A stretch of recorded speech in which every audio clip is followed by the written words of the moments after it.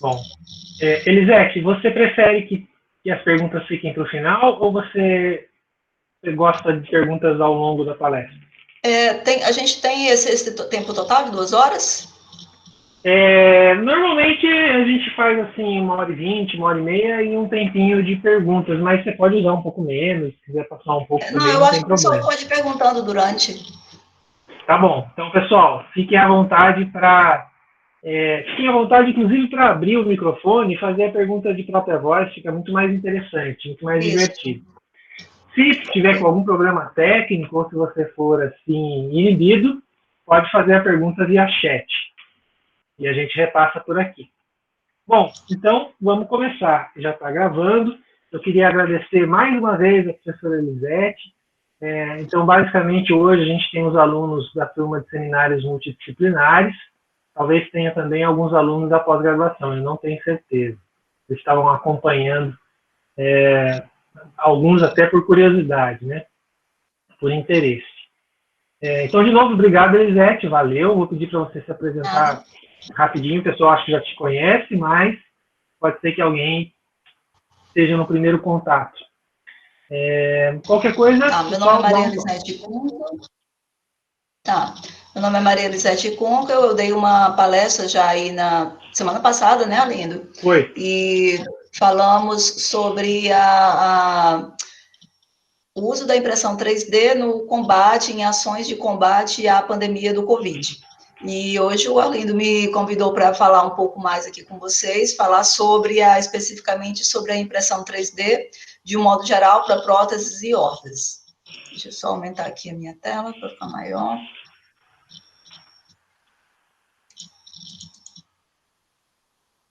Eu acho que eu vou fechar aqui, Arlindo, eu vou abrir de novo o PowerPoint. Eu abri um PDF, Tá, mas está bem estranho. eu ia te falar isso agora, que alguns caracteres ficaram quebrados, né?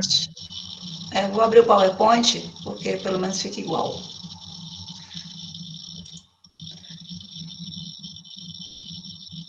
Então, eu oriento também, né, no mestrado profissional, na área de desenvolvimento de produtos, e nós temos alguns projetos de mestrado que já estão em andamento, de desenvolvimento de aplicações na área de próteses e órteses, utilizando a impressão 3D.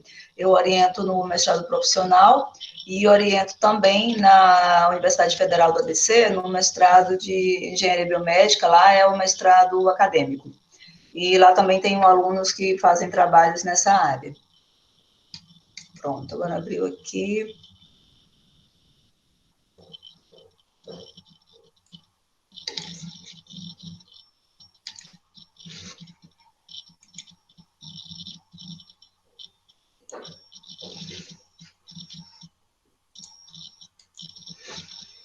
Só me digam aí se está já aparecendo.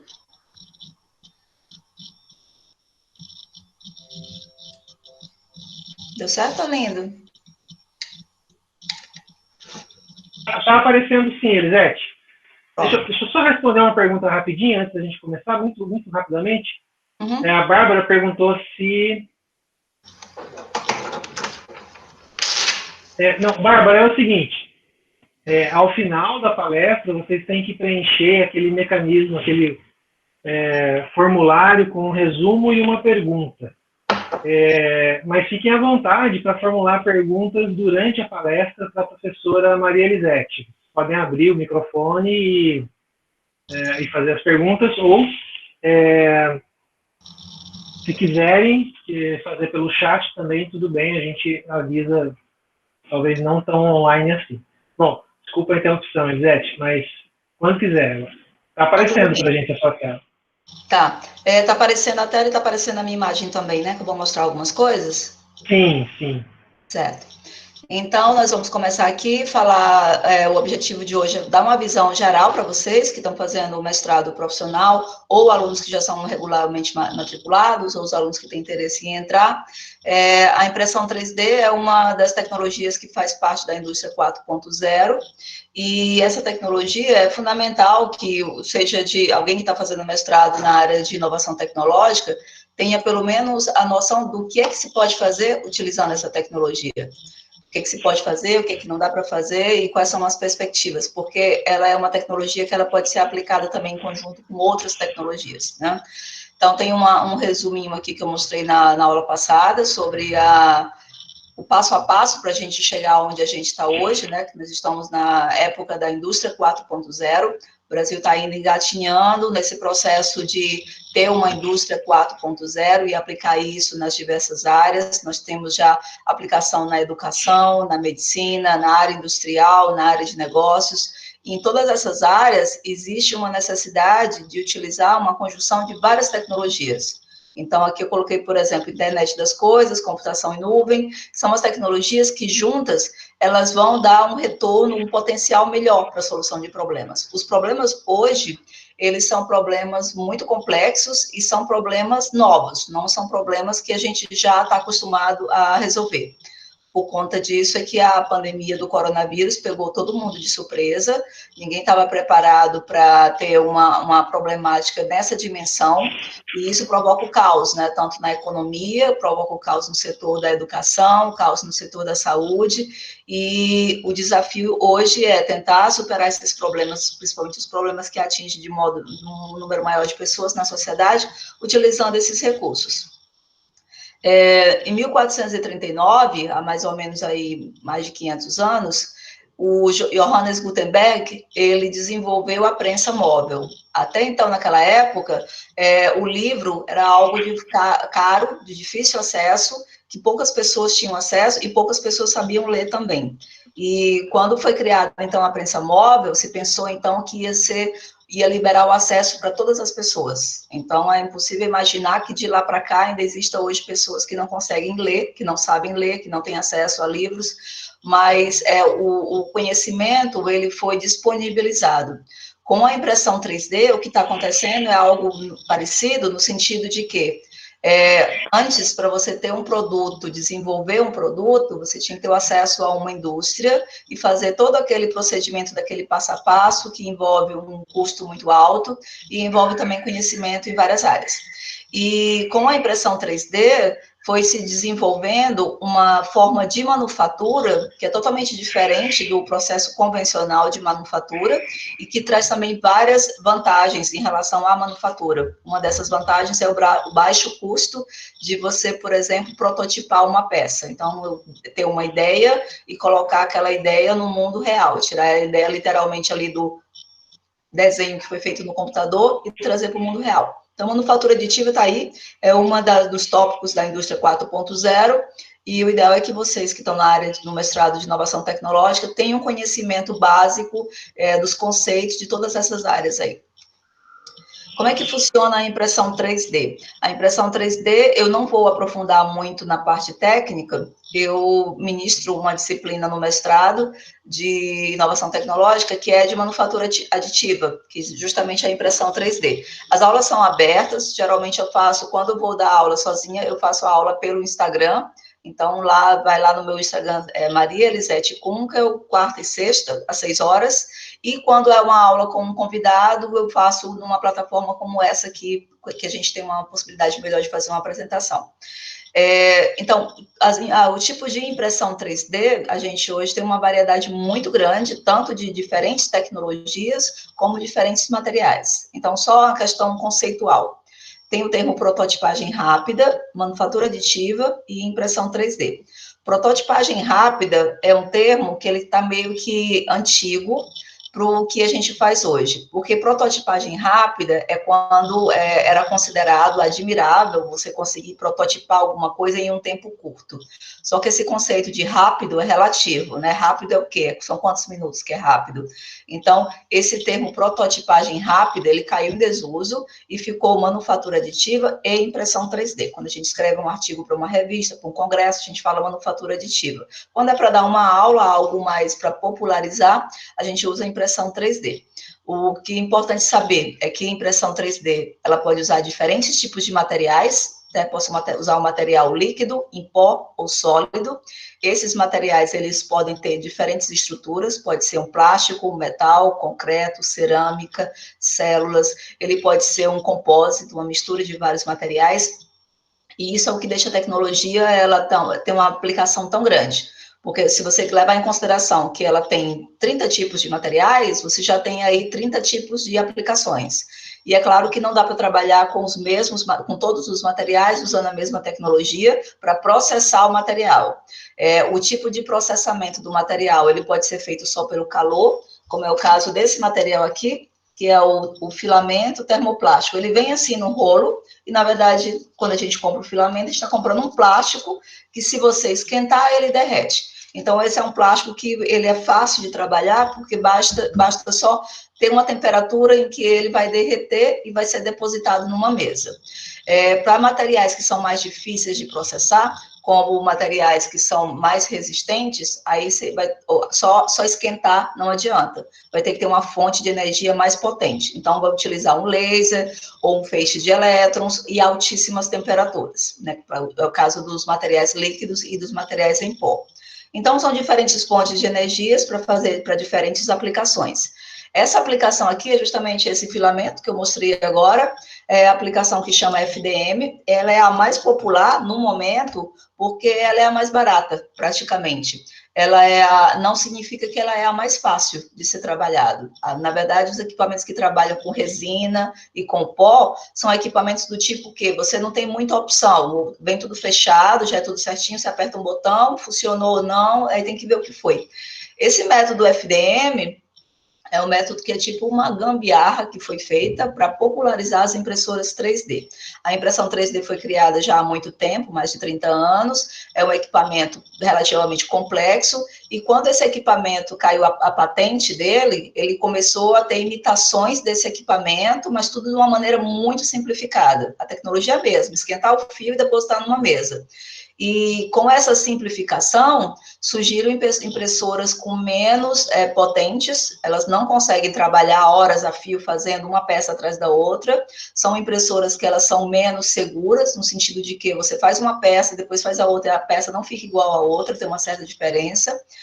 São impressoras mais leves, mais frágeis, mas, por outro lado, eu falei só a parte negativa, tem uma parte positiva que é muito boa, que são as impressoras que têm um custo mais baixo. Então, tanto a impressora tem um custo mais baixo, como o material que se utiliza tem um custo mais baixo.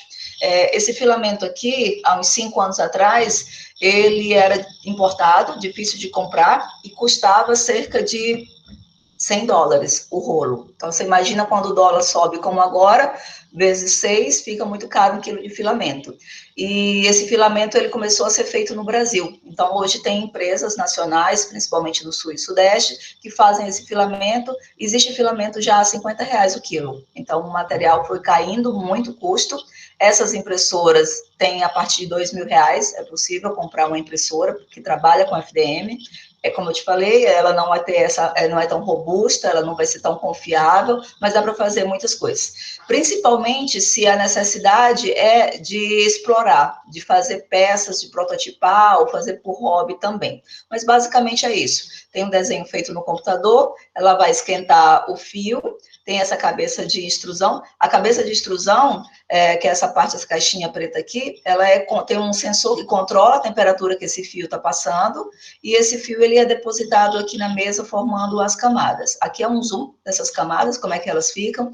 Dá para ver que entre uma camada de filamento e outra, vai ficar ali uns furinhos. Esses furinhos, não dá para ver olho nu, que eles são microscópicos, mas isso torna a peça um pouco menos resistente. Então, se eu aplicar uma força no sentido desses vazios, a peça vai abrir. Por isso que tem que ter um cuidado na hora de fazer aqui a impressão. Mas mesmo falando só de filamentos, e hoje eu vou falar bastante de filamento, porque é a técnica mais popular, eu gosto de falar do que é mais acessível, existe uma quantidade imensa de filamentos. Existem, inclusive, filamentos que são derivados de produto vegetal, como cana-de-açúcar, milho, que é o PLA. Existem os filamentos derivados do petróleo, que é o ABS. Entre o PLA e o ABS, as propriedades mecânicas são bem parecidas e eles têm várias cores. Mas existem também os filamentos reforçados, que são filamentos com adição de outros materiais para a peça ficar mais resistente. É claro que esses filamentos, eles têm um valor mais alto e não vale a pena comprar esses filamentos reforçados se você está primeiro só experimentando, fazendo um desenvolvimento de alguns testes. A impressora do tipo FDM, então, ela tem o tamanho da mesa padrão, que é essa mesa daqui, que é 20 por 20 por 20 de altura. Então, eu tenho um volume aqui razoável, que eu posso imprimir qualquer coisa dentro desse volume. E tem uma impressora que é essa CR6, ela é uma impressora que ela é importada, mas ela tem um custo relativamente baixo também, custa mais ou menos 6, 7 mil reais. Ela imprime peças de 30 por 30 por 30 de altura. Então, consegue imprimir peças num volume bem maior. Falar um pouco sobre a aplicação da impressão 3D para próteses e órteses é falar sobre a parte da reabilitação. Então, na reabilitação, nós temos a necessidade, é uma das áreas da biomecânica, nós temos a necessidade de recuperar uma estrutura do corpo humano que não está mais funcionando, uma estrutura do sistema musculoesquelético, que aí a gente tem todas as articulações, aqui da mandíbula até o dedo do pé, isso faz parte da reabilitação. Muitas vezes não é possível fazer essa reabilitação porque a estrutura está danificada. E quando a estrutura está danificada, ela tem que ser substituída. Ou então pode acontecer também da pessoa nascer sem aquela estrutura. A pessoa nasceu sem a parte do antebraço. Então, como é que eu posso substituir essa parte perdida? Até alguns anos atrás, essa substituição teria que ser feita com os materiais disponíveis na época. Então, se a gente pegar 100 anos atrás, o que tinha de material para fazer a substituição de partes do corpo humano? Eu tinha ferro, mas era ferro mesmo, aquele pesado, aí couro, madeira, e alguns materiais manipulados, uma combinação de materiais existentes. Só que todos eles apresentavam desvantagens. O ferro é muito pesado, a madeira é menos resistente, o couro não pode ficar tratando ele molhado. Então, vários outros materiais foram rejeitados para fazer essa reabilitação, principalmente materiais de uso interno, né? Como é que eu vou usar para substituir uma parte do tecido ósseo que vai ficar interno? Todos esses materiais, eles nem sempre são biomateriais, e isso causa uma rejeição do tecido no corpo humano. Então, com o surgimento de novos materiais e novas tecnologias, como a impressão 3D, a gente tem uma aplicação imensa de materiais para substituir partes do corpo humano. E essa área é uma área que está se desenvolvendo muito, é uma área que é interessante para quem tem interesse em trabalhar com a parte do software em si, da modelagem, dos desenhos, como a parte da engenharia dos materiais, do material que está sendo utilizado, como a parte de produção, né? Como é que vai ser feita essa produção, como é que se é uma produção personalizada, se ela é em larga escala. Entra aí também o pessoal da cirurgia, desenvolvimento de técnicas cirúrgicas para fazer essa aplicação, e aí tem o pessoal da fisioterapia, terapia ocupacional, que trabalha com a reabilitação em si, principalmente próteses externas. Então, a gente tem aqui necessidade de reconstrução de parte do corpo humano. Pode ser uma prótese ou pode ser uma órtese. A diferença entre prótese e órtese é que a gente pode considerar que prótese é quando é para substituir algo que falta. Então, falta uma orelha, posso colocar uma prótese de orelha. Falta um dente, posso colocar uma prótese de dente. A órtese é algo que serve para alinhar uma estrutura deformada. Então, quebrei o braço, vou utilizar um gesso para alinhar o meu braço. Então, ali eu tenho uma órtese. O aparelho que a gente usa de ortodontia, né, para alinhar os dentes, ele pode ser considerado também uma órtese. Eu posso ter uma prótese e uma órtese, tanto do lado de fora do corpo, como do lado de dentro do corpo. Quando é do lado de dentro, se chama implante. Então, o implante ele pode ser tanto uma prótese quanto uma órtese.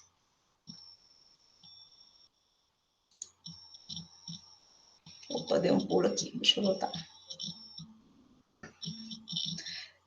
Vou falar um pouco agora sobre antes de eu falar aqui, começar a falar sobre o Mon 3D, só passar para vocês que em termos de possibilidades de fazer substituição, hoje nós temos uma vantagem muito grande em relação ao uso das novas tecnologias, porque, por exemplo, é possível o médico utilizar uma técnica de digitalização, reconstrução de imagens médicas, para fazer uma prótese ou uma órtese que vai ser utilizado para substituir uma parte do corpo. Então, imagina uma prótese que vai substituir um tecido ósseo, no caso de um tumor, de um câncer ósseo, então tem que fazer uma remoção daquele tumor, e aquele tecido ósseo ele precisa ser reposto. De modo geral, o médico fazia a manipulação de um material para substituir esse tecido na hora da cirurgia. Então, com o paciente exposto a risco de contaminação, esse material, uma hidroxoapatita, ela era trabalhada ali para ter aquela forma para encaixar ali no tecido. Hoje, com as novas tecnologias, o médico não precisa fazer isso de forma tão arriscada, tão demorada. Ele pode, por exemplo, fazer um planejamento cirúrgico. Então, o planejamento cirúrgico faz a tomografia computadorizada do paciente, reconstrói essas imagens, eu fico com a estrutura 3D do paciente no computador. Em cima dessa estrutura, eu consigo desenhar qual é o tamanho do implante que eu preciso, qual é a forma 3D desse implante. Eu posso, inclusive, imprimir esse osso do meu paciente e o implante que eu vou colocar nele e ficar com os dois na mão. E uma vez que eu tenho o osso e tenho o implante, eu faço um planejamento cirúrgico. Como é que eu vou fazer essa cirurgia? Primeiro vai ser isso, depois aquilo. Existem casos de cirurgias mais complexas que pode, inclusive, o médico tendo a estrutura do paciente e o implante que ele vai utilizar, ele consegue até fazer um novo instrumento cirúrgico para fazer aquele procedimento que ele vai fazer. Porque o médico o ortopedista, na verdade, ele trabalha com uma quantidade muito grande de instrumento cirúrgico e às vezes acontece dele querer o instrumento que faça um ângulo de tantos graus. Ele pode projetar isso na impressora 3D e fazer a cirurgia com a estrutura do paciente, o implante e o próprio instrumento cirúrgico. Tem várias áreas da ortopedia em que isso já é possível. O conhecimento ele vai sendo disseminado porque são novos materiais, são novas tecnologias e as pessoas estão aprendendo ainda a dimensão dessas aplicações. Então, deixa eu só ver aqui se na área de medicina geral, se eu esqueci de falar alguma coisa. Basicamente era isso. E aí eu queria falar para vocês também sobre o MON 3D. O MON 3D é um programa de extensão da Universidade Federal de São Paulo, especificamente aqui do nosso campus, de São José dos Campos. No MON 3D nós utilizamos a tecnologia de impressão 3D, essa tecnologia que eu passei para vocês, para o desenvolvimento de próteses. Mas no meu grupo de pesquisa em si, temos várias outras aplicações que eu vou mostrar aqui até o final. Gosto de mostrar as aplicações do MON 3D, porque são aplicações em que a gente já tem resultados diretos, né, de pessoas utilizando. Assim como os protetores faciais, que nós, do outro projeto que nós estamos desenvolvendo, que as pessoas já estão agora no hospital utilizando os protetores faciais, tudo isso graças à tecnologia de impressão 3D. Nós conseguimos envolver aí, eu não sei quantas impressoras, mas mais ou menos 1000 makers fazendo as suas impressões, e a toda hora a gente escuta que alguma cidade do Brasil recebeu um protetor facial que foi projetado aqui, em São José dos Campos, né? Nós fizemos toda a parte da modelagem, a validação médica foi feita com os hospitais da Escola Paulista de Medicina, o Hospital de São Paulo, e a gente, por exemplo, recebe a notícia que uma cidade chamada Curaú, lá no interior do Amazonas, já recebeu os protetores faciais. De alguma maneira, chegou lá de barco e já foi feita a entrega. Então, essa versatilidade da tecnologia é o que tem que ser utilizado hoje. A gente precisa utilizar os recursos que tem, tentar utilizar os recursos de tecnologia avançada, os que estão acessíveis. Por exemplo, a impressão FDM não é a melhor que tem de todas, mas é a que a gente tem acesso, é a que a gente consegue comprar a impressora, consegue comprar o material. Então, nos resta explorar ao máximo essa tecnologia para ver o que a gente consegue tirar de benefício dela. Então, quando nós começamos o projeto de próteses, a gente tinha muito feedback de pessoas que falaram que tinham começado e não tinham conseguido, que não funcionava, que tinha vários problemas. Realmente, as impressoras do tipo FDM, elas são problemáticas no sentido de que é uma estrutura mecânica aberta e com o próprio uso, ela vai causando uma série de problemas internos. Então, praticamente, você tem que estar imprimindo e fazendo a manutenção da impressora para que tudo possa funcionar bem.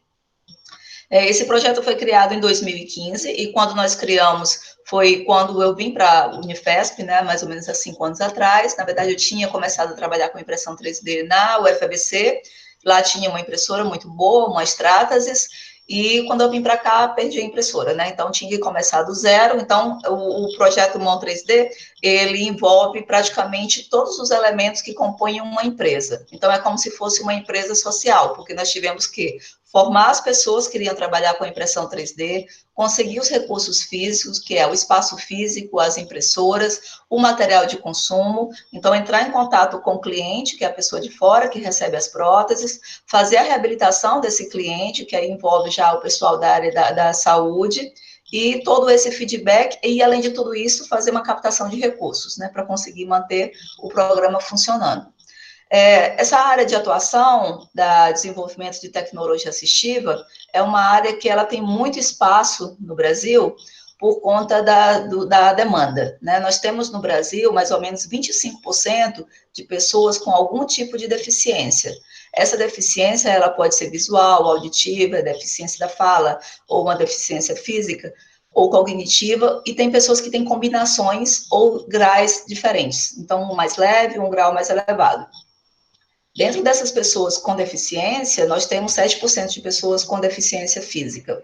A gente pode até pensar assim, mas 25% é um quarto do Brasil. Eu não vejo tanta gente na rua com deficiência, mas é porque quando a gente pensa na universidade, por exemplo, nós somos um grupo seleto, né? Nós não somos uma representação do que realmente é o Brasil, contando ali com todas as periferias, com as cidades maiores, cidades menores. Esse número é um número realmente muito alto, é um número que é um número relativo a de países em guerra, onde realmente as pessoas estão ali se sujeitando a adquirir uma deficiência. Mas nós temos muita violência, nós temos muito acidente de trânsito, nós temos também muita falta de fiscalização ou cumprir as normas das indústrias. Então, tem muitas pessoas que sofrem acidente trabalhando e adquirem uma deficiência.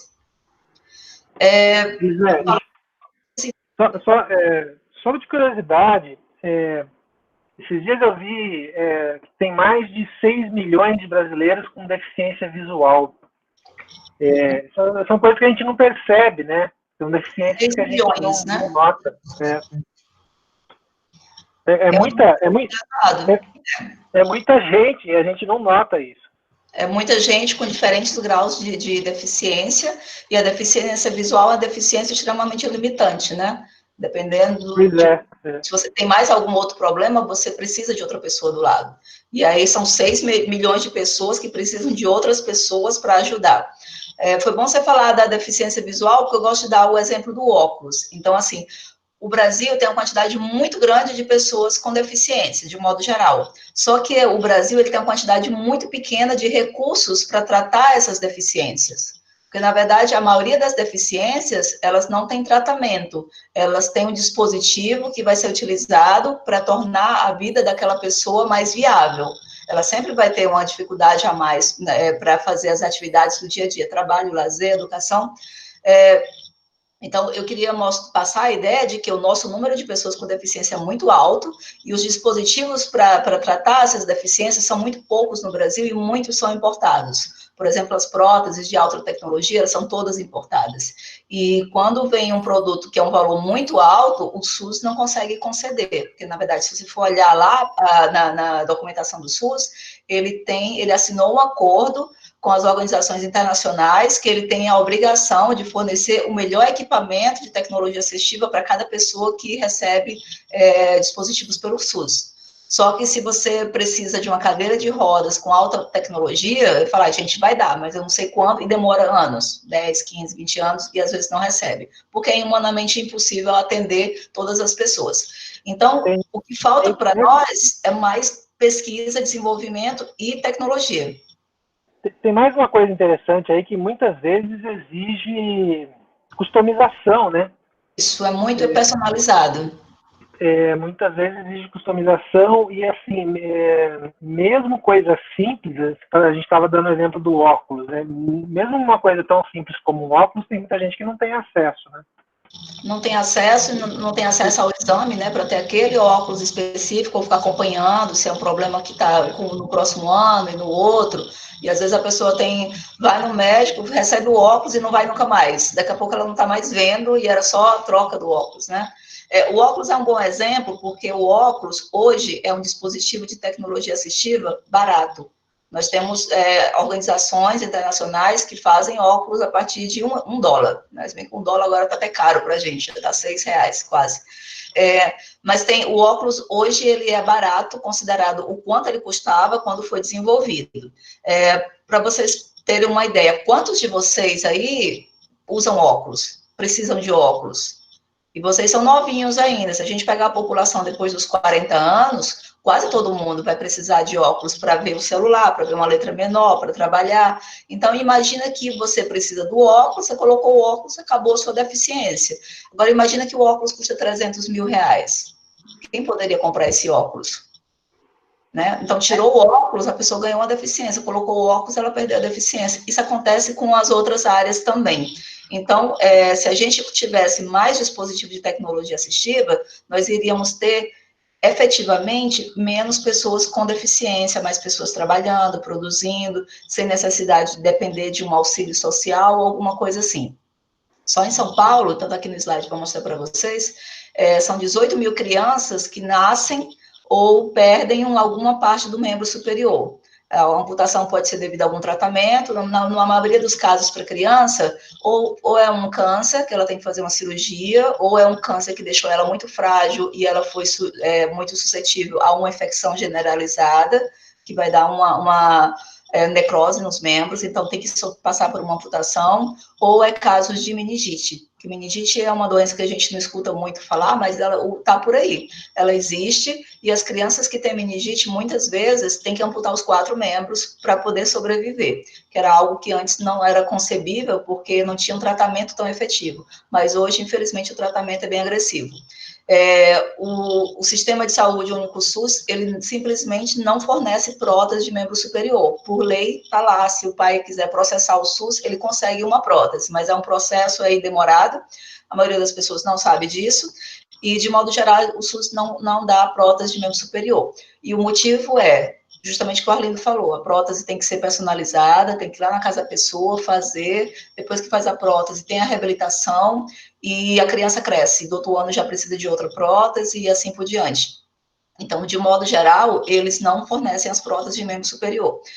As clínicas particulares também tem poucos lugares no Brasil que faz prótese de membro superior, porque uma prótese é algo extremamente artesanal, o modo como é feito, e aí tem as próteses importadas, que são aquelas próteses automáticas com sensores, e, de modo geral, as próteses de membro superior, elas têm uma taxa de rejeição muito alta. Em termos de 80% das pessoas que recebem uma prótese de membro superior, ela não consegue se adequar à prótese e ela acha que é mais fácil desenvolver as atividades do dia a dia só com a outra mão, sem a prótese.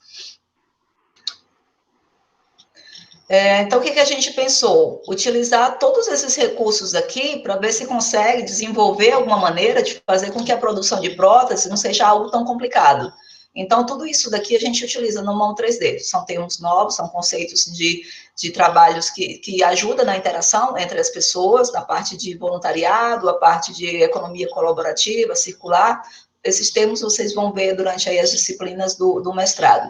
Mas, de modo geral, o que é que nós pensamos? Nós precisamos ter uma estrutura que consiga atender quem está lá fora, precisando de uma prótese, mas a gente tem que fazer esse serviço de modo completo.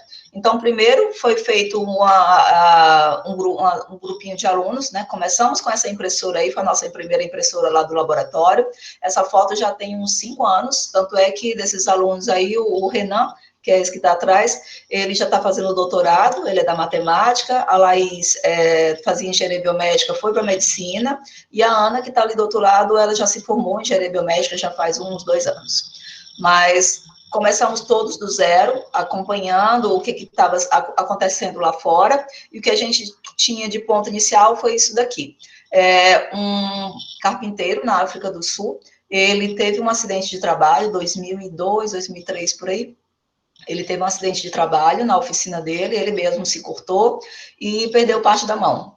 Quando ele foi para o hospital, tem um depoimento dele que ele fala que quando ele foi para o hospital, ele ficou com uma ideia obsessiva de fazer uma prótese. Ele falava que eu sei fazer uma mesa, eu sei fazer uma cadeira, eu sei fazer um armário, eu vou fazer uma prótese. Ele ficou com essa obsessão de fazer a prótese, porque imagina, perdeu a mão, o carpinteiro perder a mão é a ferramenta de trabalho que ele precisa.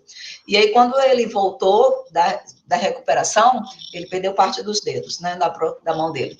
Ele começou a procurar, pesquisar como é que poderia fazer uma prótese articulada. E ele achou esse modelo de prótese, que é um modelo do século passado, de um dentista. É um dentista do século passado que começou a desenvolver esse modelo utilizando madeira e ferro. Só que, claro, não foi para frente porque a madeira e ferro não são materiais adequados, mas é um modelo bem simples, em que tem elásticos nos dedos e fios. E quando você dobra uma estrutura, que pode ser tanto o cotovelo, quanto o punho, quanto o cotovelo, a mão abre e fecha. Então, é uma prótese só mecânica. Isso é importante também no desenvolvimento de tecnologia assistiva. Quanto mais simples, melhor. Tem que ser o mais simples possível, porque o mais simples já vai dar problema, já vai dar trabalho, então não pode ter muitas complicações.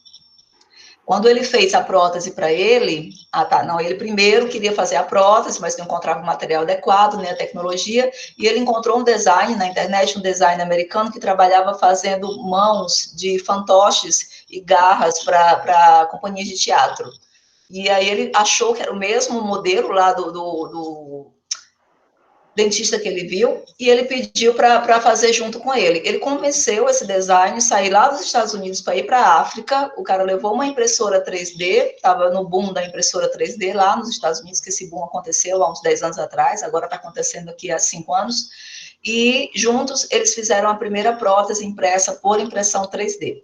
Então, já começou de um trabalho colaborativo, né? Eles dois pegaram esse modelo que tinha lá no passado, atualizaram para fazer por impressão 3D, e esse aqui é o esquema de montagem, de produção de uma prótese por impressão 3D. Então, faz o desenho aqui no computador. Para fazer o desenho tem que ter, é claro, habilidades de modelagem 3D, mas hoje não é nada muito complicado, tem programa livre, tem programa gratuito, tem tutorial do YouTube, e aí tem aqui a impressão, vem aqui o nosso bico da impressora 3D, o filamento é impresso, nós temos as partes, elas são montadas. Os primeiros modelos eram montados com parafusos, fio elástico, depois eles foram saindo várias versões melhores, menos difíceis de montar. Quando ele terminou de montar a prótese, o Richard, o carpinteiro, ele não gostou da prótese, ele entrou naquela estatística dos 80% que não se adapta à prótese. Mas ele pensou, ele falou que um dia ele pensou assim, essa mão não dá para fazer nada com essa prótese, só dá para abrir e fechar. Mas aí ele lembrou que para uma criança que nasceu sem a mão, abrir e fechar a mão já é muita coisa. A criança precisa basicamente pegar um alimento, brincar ou então escrever. Então são as 3 coisas que a criança mais vai precisar. E aí ele chamou esse garotinho aí e fez um teste com ele. Esse garotinho tinha nascido com uma malformação, sem a parte dos dedos. E ele conseguiu pegar uma bola. Então, desse modelo, eles já criaram um site na internet, chama RoboHand, criaram um site e deixaram o modelo disponível. Eles deixaram o modelo aberto para que qualquer pessoa possa trabalhar. Só que esse modelo foi deixado lá de modo open source. Significa que você pode mexer, se você pode fazer uma nova versão, mas você tem que dar os créditos e não pode ser comercializado. Então, ele deixou disponível lá, e ele mesmo começou a fazer próteses para crianças. Então, essas foram as primeiras próteses feitas lá na África do Sul, e depois, esse mesmo modelo aqui, que foi feito na África do Sul, foi quando eu estava lá na UFABC, em 2013. Então, em 2013, eu juntei um grupinho de alunos e nós começamos a fazer por impressão 3D esse primeiro modelo lá da África. Então, que é esse modelo aqui de cima.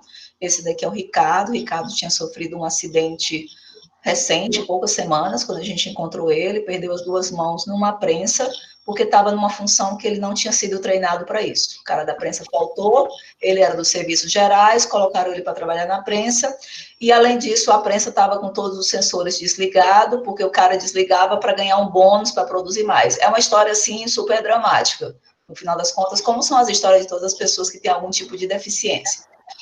Nós fizemos essa prótese para ele perdeu as 2 mãos, né? Nós fizemos essa prótese para ele, depois saiu um modelo novo, nós fizemos esse novo modelo, e foi o tempo que eu saí da UFABC que eu me dei muito com a possibilidade de utilizar a tecnologia para ter uma transformação social tão rápida na vida de alguém, com uma tecnologia relativamente barata.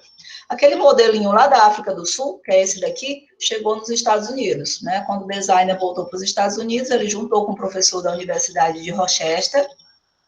Esse professor trabalhava na área de mídias sociais. Então, ele juntou todos os conhecimentos que ele tinha na área de mídias sociais e utilizou as ferramentas do Google, fez uma plataforma no Google para saber quem quer fazer prótese, quem precisa de prótese e quem vai ajudar a distribuir essas próteses. E aí colocou lá também a opção de doação, para quem queria fazer doação, e vocês podem ver a diferença do modelo quando sai da África do Sul para quando chega nos Estados Unidos, né? Lá na África do Sul, provavelmente, eles só tinham os filamentos mais baratos, que não tem muita opção de cores. Aqui, já tem a influência aí dos super-heróis, dos desenhos animados, da Marvel e tudo mais. Fazer uma prótese de mão para uma criança, incluindo cores e personagens, é um diferencial muito grande. Porque aquela criança que era a criança da escola, que tinha um defeito físico, que não dava para fazer todas as brincadeiras, que o pessoal não queria brincar com ela passa a ser o cara que tem a mão do Homem-Aranha. Então, a criança passa a ser o centro das atenções, e isso tem uma influência no psicológico da criança muito importante. As crianças do Mão 3D, elas falam, por exemplo, que querem uma prótese porque todo mundo olha para ela porque ela não tem mão. E aí eu falo, tá, mas se você tiver uma mão azul, verde, amarela, vão olhar mais ainda para você. Mas aí ela fala assim, mas eles não vão olhar para mim com pena. Então, você tem aí uma diferença, você dá a prótese para uma criança e você consegue mudar o olhar daquela pessoa de fora que está olhando para a criança, e a criança está vendo isso e ela sente. Então, nós tivemos aqui África do Sul, chegou aqui nos Estados Unidos, é a mesma tecnologia, os materiais estão com cores diferentes e os modelos foram avançando. Então, nós temos aqui, nesse período de lá para cá, uns 8 modelos diferentes de prótese que foi melhorando. A gente foi acompanhando essas modificações. Em 2015, nós participamos de um evento, que é um evento de um pessoal de Israel, que eu acho que não tem mais esse evento, é o Tom São Paulo. O evento todo mundo que trabalha com tecnologia assistiva, leva todas as ferramentas, coloca numa bancada e tem que fazer um dispositivo de tecnologia assistiva em tempo real. E nós tínhamos feito divulgação, que ia fazer prótese, se alguém precisasse de uma prótese, fosse lá no dia, e a gente tinha feito essa prótese aqui, que está com o Léo. Essa prótese aqui, você pode ver que ela tem a mão rosa, que é cheia de bolinha, que é branca, preto, lá dentro é vermelho, porque a gente não tinha dinheiro para comprar filamentos, e a gente ia utilizando os restos de filamentos que tinha no laboratório. Aqui é um tecido, né, com papel que a gente colocou em cima. Então, a gente fez esse modelinho aqui de prótese para o evento, para fazer lá no evento. E apareceu o Léo, o pai dele me mandou um e-mail algumas horas antes, e falou, olha, meu filho tem idade tal, posso levar? E a prótese deu certinho no Léo. A gente não tinha feito para ele, era o tamanho de uma criança de 8 anos, e lá a gente fez um teste com ele. Quando ele viu a prótese, ele falou assim, não, eu não quero porque ela é rosa. É uma mão de menina. Mas aí, quando ele colocou a prótese e ele conseguiu dobrar o cotovelo e conseguiu abrir e fechar a mão e pegar um copo, ele falou, eu quero mesmo rosa, vou levar para casa. Mas aí a gente falou para ele fazer uma nas cores que ele quisesse, e foi a primeira criança que a gente protetizou com mão 3D aqui na Unifesp. Então, a gente teve várias dificuldades no começo com o programa, porque nós não tínhamos conhecimento na área de reabilitação. Então, nós precisávamos de uma pessoa para fazer a reabilitação. Entramos em contato com o pessoal do Centro de Reabilitação do Simão Toro daqui. A gente achou que ia ser lindo, né? Que conseguir ir lá, a gente faz, eles testam lá, nada deu certo. Porque o Centro de Reabilitação Luci Montoro, ele tem protocolos muito rígidos, então não permite nenhum tipo de inovação. Eles até falam que querem fazer inovação, pesquisa, mas é tudo contadinho ali. Por exemplo, para a criança ser reabilitada por eles, ela tem que atingir um critério de 40 itens. Ela não pode ser, por exemplo, cega e muda. Ela não pode ser cega e faltar uma mão. Ela só pode ter uma deficiência. Ela não pode ser muda e ter problema cognitivo. Eles já não atendem. Eles não atendem criança que tem problema congênito. só criança que teve devido a um acidente. Então, aí você já vai tirando muitas crianças dessas possibilidades. Quando a gente conseguiu encaixar uma criança, o Léo foi uma que a gente conseguiu encaixar, eles tinham, tipo, 10 minutos para fazer a reabilitação. Só que a gente está trabalhando com uma prótese que a gente nem sabia como funcionava. Demora 10 minutos só para a gente convencer a criança a utilizar a prótese. Então, a gente viu que isso não ia dar certo. Então, até na primeira foto, vocês estão vendo aí o semblante da terapeuta ocupacional, ela sempre falava, não vai dar certo, não vai dar certo, não vai dar certo. E aí a gente desistiu de trabalhar com eles e começamos a chamar voluntários de terapia ocupacional ou fisioterapia para trabalhar na reabilitação das crianças. E foi quando começou a funcionar melhor. Aí no outro ano a gente já pegou um caso bem complexo, que foi esse caso aqui do Gabriel, aqui de Taubaté, né, da cidade próxima a São José dos Campos. O Gabriel, ele tinha falta dos 4 membros, ele tinha um problema cognitivo também, então, assim, uma criança difícil de você dizer faz assim, ele não conseguia repetir, não conseguia se concentrar. Ele tinha 2 amputações de nível superior em níveis diferentes, ou seja, uma tinha que ser acionado pelo cotovelo, outra acionado pelo punho, e ele tinha um braço que era totalmente desalinhado. Então, aquele modelo que a gente usava para fazer por impressão 3D, ele tinha que ser totalmente modificado para ser adaptado para ele. Então, em alguns anos, nós tivemos um ano inteiro só para atender uma criança. E a gente viu que, dessa forma, a gente não estava fazendo algo muito sistemático. Então, de 2015 até 2018, nós tivemos outros casos aqui além desses, mas a gente não estava sendo tão efetivo quanto poderia ser. Foi quando a gente começou, foi quando, mais ou menos quando começou o mestrado aí de inovação tecnológica, e os alunos começaram a se preparar melhor, eu comecei a passar para eles mais a noção de que nós tínhamos que ser uma empresa social realmente para atender com uma sistematização. E aí nós fizemos um crowdfunding para conseguir alguns recursos, conseguimos contatos com parceiros, e no ano de 2019 nós conseguimos dar um salto em relação à produção que tinha sido feita nos anos anteriores. Então, em 2019 nós conseguimos entregar 10 próteses, na verdade foram 12, que a gente entregou mais 12 em janeiro, foram 12 próteses infantis. Aqui está um pouco dos dados estatísticos, né, do público que nós atendemos, né? São crianças entre 3 e 15 anos, mais ou menos 40% meninos, 60% meninas. Nós conseguimos atender, inclusive, vários estados. Esses estados funcionou de modo geral, da seguinte maneira: tem um aluno de iniciação científica que ajudava nesse processo aí do atendimento dos estados. A gente utilizou uma metodologia que é entrar em contato com a criança por telemedicina, fazer uma chamada, ter uma chamada com o psicólogo para saber se ela realmente quer a prótese. Às vezes a criança nem quer, quem quer é a mãe, e a gente tem que falar com a criança e com a mãe.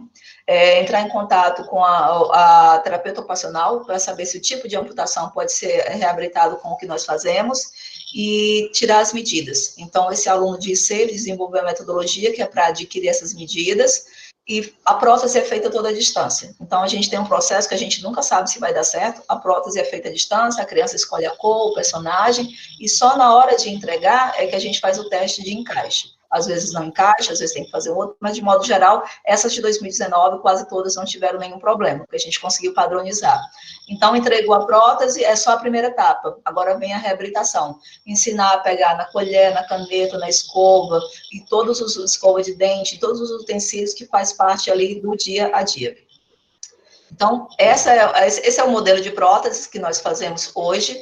Nós tivemos uma busca muito grande de crianças com amputação no antebraço. Ela não tem a mão e não tem a parte do punho. Então, a prótese é articulada pelo cotovelo. Esse é o modelo geral que nós utilizamos. Esses modelos são disponibilizados por uma ONG internacional, né, pela Enable, e essas são as principais partes de uma prótese. Nós conseguimos fazer parcerias com os maiores produtores de filamento, por isso que a gente consegue ter uma quantidade tão grande de filamento.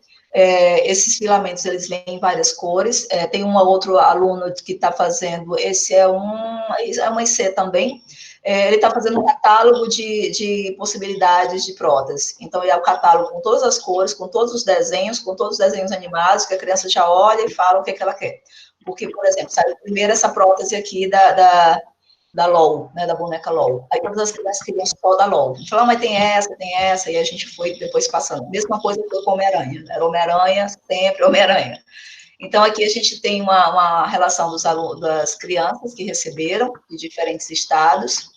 Esse caso aqui do azul é o garoto lá de Minas, ele pediu para fazer uma prótese do Sonic, que ele queria, que ele gostava que o Sonic era muito rápido, e ele já tinha perdido as 2 pernas e já tinha perdido os 2 braços por conta de estar suscetível durante um tratamento de leucemia. Então, a criança já passou 4 anos tratando de câncer, teve uma meningite no processo, e ano passado ele morreu. No final do ano ele morreu, mas nós chegamos a fazer a prótese dele, ele chegou a fazer a reabilitação e deu tudo certo.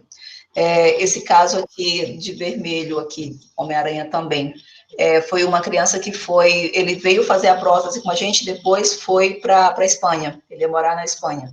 Então, a gente conseguiu todos esses casos, sempre casos, histórias bem dramáticas, a maioria delas são crianças que já se acostumaram a ter uma vida muito difícil, e quando a gente entrega a prótese, a gente, na verdade, não está dando só um dispositivo de tecnologia assistiva, a gente está dando um recurso que vai fazer com que aquela criança se sinta completa, às vezes nem ela não consegue acionar a prótese direito, mas ela se sente completa no sentido de que agora eu estou mais parecido com a maioria, então agora eu estou menos diferente de como me olhavam.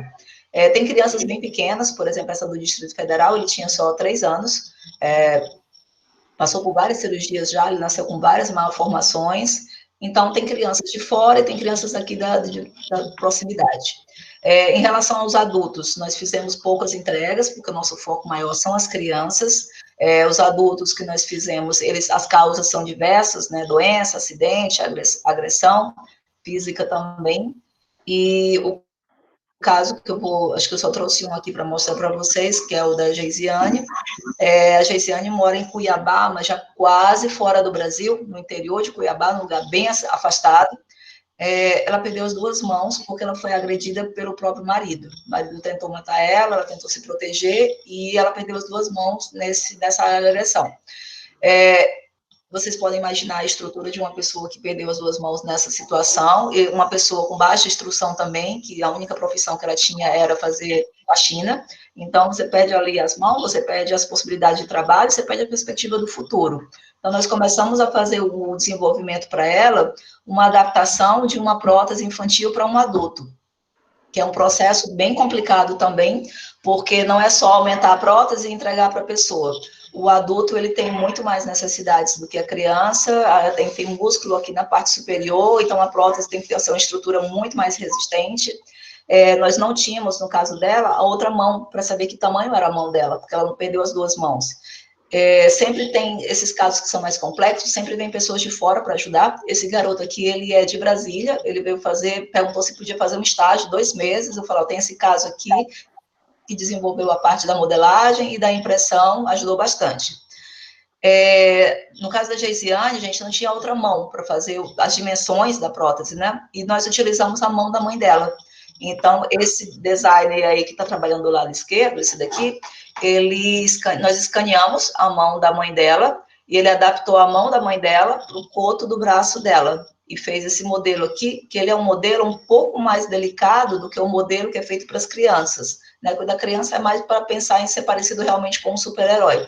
Esse foi um modelo mais delicado, esse modelo a gente ainda está desenvolvendo ele, mas ele tem várias funcionalidades, a ideia é que ele ficasse leve, que ele não ficasse muito pesado, para não ficar mais difícil de desenvolver. E nós tivemos também várias dificuldades com a Geisiane. A Geisiane é a pessoa que recebeu a prótese porque ela, a todo momento, ela não aceitava o fato de que ela tinha perdido, que ela tinha se tornado uma pessoa com deficiência. Então, ela queria a prótese, mas ela não queria ajudar na hora de utilizar a prótese. Ela queria fazer do jeito que ela queria. A gente tentava explicar para ela, olha, você pode fazer assim. Então, nós passamos por todos os processos e ela conseguiu fazer muitas coisas com a prótese. Ela conseguiu pegar, escrever, movimentar, mas ela falava assim, mas eu quero varrer a casa, eu quero passar o pano na casa. Eu falava, isso você não vai conseguir fazer com ela, você vai ter que adaptar a sua vida, e aí ela tinha bastante problema em relação a isso. Deixa eu só ver se tem mais uma aqui. No caso da Geisiane ainda, né? Então a gente falou para ela, olha, você vai lá para Cuiabá, leva a prótese, mas não pode fazer nenhuma atividade pesada, porque ainda é experimental. A gente está vendo ainda como é que vai funcionar. E depois de 2 semanas a gente soube que a prótese quebrou, ela não falou o motivo. Depois eu fiquei sabendo por uma outra pessoa que a prótese quebrou porque ela saiu andando de bicicleta, com uma mão, um braço sem a mão, e o outro tinha a prótese. Ela andou 10 quilômetros de bicicleta, uma região de trilha, assim, que não tem, né, não era asfalto, né, no meio do mato mesmo. Então, ela andou 10 quilômetros com a prótese e quebrou. Por um lado, a gente ficou bem feliz em saber que a prótese é tão resistente, que aguentou tanto, mas eu fiquei desesperada, preocupada, que poderia ter sido um acidente mais grave. Mas quando a gente faz a prótese, entrega e leva, a gente não pode ficar se responsabilizando por todos os atos, porque pode acontecer qualquer problema. Nós fazemos, durante o ano, vários experimentos no sentido de testar novos modelos. Então, sempre que a gente vai testar um modelo novo, a gente divulga na internet. Nós tivemos esse desenvolvimento muito grande também do Mão 3D, com o apoio das pessoas que colaboram, divulgando, digitando, ajudando, dando dicas. Pessoas com deficiência que falam, olha, mas eu acho que vocês poderiam fazer assim, que não tem como desenvolver dispositivo para tecnologia assistiva, sem você ter a opinião das pessoas que vão utilizar esse dispositivo. Então, a gente sempre faz essas divulgações, sempre funcionou muito bem. Aqui são algumas pessoas da nossa equipe, a equipe tem mais de 20 pessoas do Mão 3D, tem alunos de extensão, alunos de iniciação científica, alunos do mestrado também, de inovação tecnológica, e nós temos também, dentre esses alunos, essas pessoas, pessoas de fora, pessoas que nem são da universidade, mas que estão envolvidas ali no projeto para ajudar a desenvolver. E nós estamos formalizando a estrutura do Mão 3D para ser uma iniciativa de impacto social. Esse é o trabalho de mestrado aqui do Israel, ele já qualificou, vai defender aí nos próximos meses, mas é no sentido de apresentar o Mão 3D com plano de negócio, de funcionamento, como iniciativa de impacto social. O que a gente conseguiu fazer no ano de 2019 foi graças à aplicação dos protocolos. Nós desenvolvemos protocolos para todas as etapas do processo. Então, por exemplo, aqui é a etapa de obtenção das medidas, teve um protocolo para isso. Etapa do atendimento inicial, que a gente só faz o atendimento agora quando passa pela terapeuta ocupacional e pela psicóloga. Então, tem 1 ou 2 atendimentos que a gente tem que fazer antes para saber se realmente essa pessoa quer, se ela está habilitada para isso ou se ela tem algum outro problema associado. Protocolo da definição do modelo mais adequado, da aquisição de medidas. Em relação à modelagem e impressão, sempre tem vários parâmetros que podem ser investigados, e a gente foi fazendo com que esses parâmetros fossem também padronizados.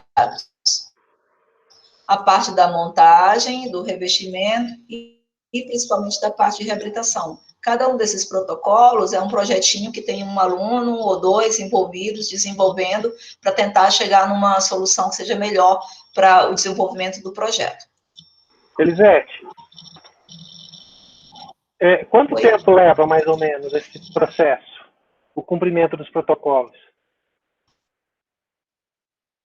Então, para fazer a prótese, a gente consegue fazer em mais ou menos 1 semana, com a pessoa à distância. Então, fazer todos esses atendimentos, a prótese está pronta. Aí vai ter o encontro presencial, que é por isso que nós paramos as nossas atividades agora do Mão 3D, porque a gente tem que ter esse encontro presencial, e vem o processo de reabilitação. A reabilitação demora algumas semanas, vai depender aí da idade, né, da criança, e do tipo de problema que ela tem. Às vezes ela tem um coto mais longo, consegue movimentar mais fácil, às vezes é muito curto, é mais difícil de movimentar, mas seria mais ou menos isso. 1 semana para fazer a prótese e algumas semanas de reabilitação. A gente colocou um protocolo de que a gente faria uma prótese por mês. Então, basicamente, a gente, todo mês, está fazendo a prótese de alguém e a pessoa anterior, ela está sendo reabilitada. Legal. Ô, professora, eu tenho uma dúvida também, que é o Gabriel, tudo bem? Esses protocolos, eles estão abertos para consulta? Não, porque eles são, os protocolos, eles fazem parte do projeto de mestrado da Tainara. A Tainara vai qualificar agora no mestrado, mas a ideia é a gente deixar todos os protocolos abertos, né? Que o protocolo, ele está sendo testado ainda. Então, por isso que a gente não quer abrir ainda, para que as pessoas não vão utilizando, depois a gente tem que voltar ao protocolo, mas a ideia é deixar ele aberto sim, tá? É um projeto, projeto de mestrado que está em desenvolvimento, a qualificação deve ser daqui a uns 2, 3 meses, e a defesa vai ser até o final do ano. Legal, a abertura dos protocolos ajuda na colaboração, né? Se outras pessoas analisarem os protocolos e tiverem boas práticas em outras regiões ou com outras características, contribuiria para... Porque realmente a gente viu a diferença que teve depois que nós começamos a usar protocolos. A gente está desenvolvendo protocolo, inclusive, para manutenção da impressora. Cada impressora, nós não temos um laboratório com a mesma impressora, né? Porque a gente foi recebendo de doação, comprou uma, ganhou outra. Então, nós temos, tipo, 3 tipos diferentes de impressora. Cada uma tem as suas...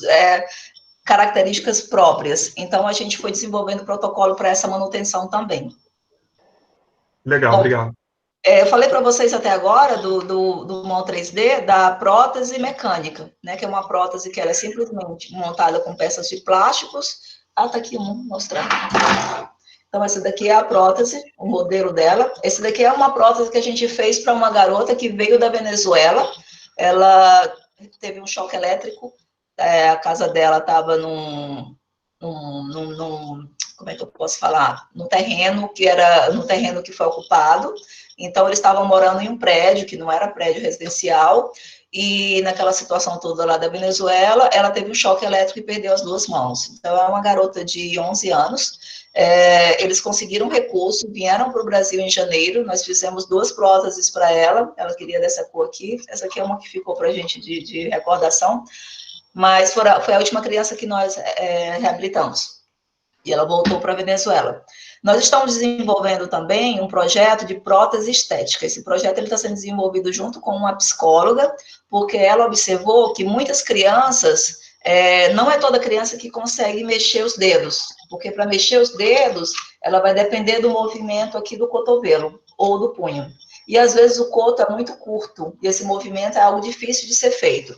Então, mas mesmo assim, a psicóloga ela observou que muitas crianças usam uma prótese para sair de casa. Então, vai sair de casa, ela quer colocar a prótese, mesmo que ela não consiga mexer os dedos para pegar as coisas, porque ela quer só fazer o uso estético da prótese. Então, a gente está desenvolvendo uma prótese estética, a ideia também vai ser uma prótese de código aberto. A ideia é desenvolver um protocolo para a aquisição dessa mão, que vai ser por uma digitalização, imprimir uma prótese que seja só de encaixe, em que a pessoa possa ter, quero ter uma preta, eu quero ter uma branca, e na impressora 3D já vai sair a prótese completa. O mais difícil é essa parte aqui do encaixe, porque vai depender do coto de cada um. Então, a gente está fazendo esse processo com uma pessoa também à distância. Esse senhor, ele está lá em Uruguaiana, quase lá no finalzinho do Brasil, e nós já fizemos várias versões para eles. Nós paramos agora no período do confinamento, porque os alunos estavam todos já nas suas casas, mas é um projeto que a ideia é que seja uma maneira fácil de fazer uma prótese rápido para quem quer simplesmente ter uma mão estética. Principalmente as mulheres, elas reclamam muito, porque o fato de ficar com o coto exposto chama muita atenção, e tem, inclusive, uma conotação erótica, ficar com o coto exposto, tanto é que tem grupos que são chamados, como eles chamam, devotos. São pessoas que gostam de mulheres com amputação. Então, a mulher que sai amputada sem uma prótese, está sujeito a isso também, a ser assediada nesse sentido. Então, tem coisas que eu fui aprendendo aí, à medida que a gente foi desenvolvendo os projetos. Eu fiquei sabendo disso porque apareceu um devoto desses no meu Facebook, querendo falar comigo, e aí eu falei, não sou amputada. Ele falou, não, você é amputada sim, tá aqui. Me mandou várias fotos que tinha no meu Facebook em que não aparecia a minha mão, que eu estava assim com o ombro em alguém.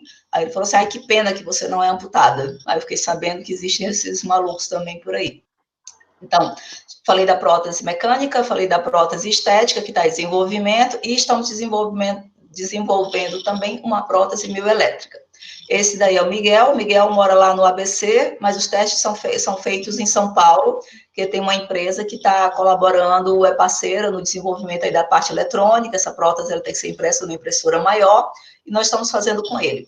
Então, está aqui na primeira foto do Miguel, vocês estão vendo aqui que ele está usando a prótese mecânica. Só que o coto dele, tem aqui na segunda foto, é muito curto. O coto dele é tão curto que ele nem segura a prótese direito. Então, essa prótese não tem como ela ficar no braço dele porque ela cai. Mas ele gostou tanto da prótese mecânica que a gente pensou, a gente tem que encontrar uma solução para o Miguel, e é um aluno de mestrado meu, da UFABC, que está desenvolvendo a prótese mioelétrica. Então, a ideia é fazer uma prótese mioelétrica que seja bem simples, ela vai simplesmente abrir e fechar, acionada pelo movimento do coto.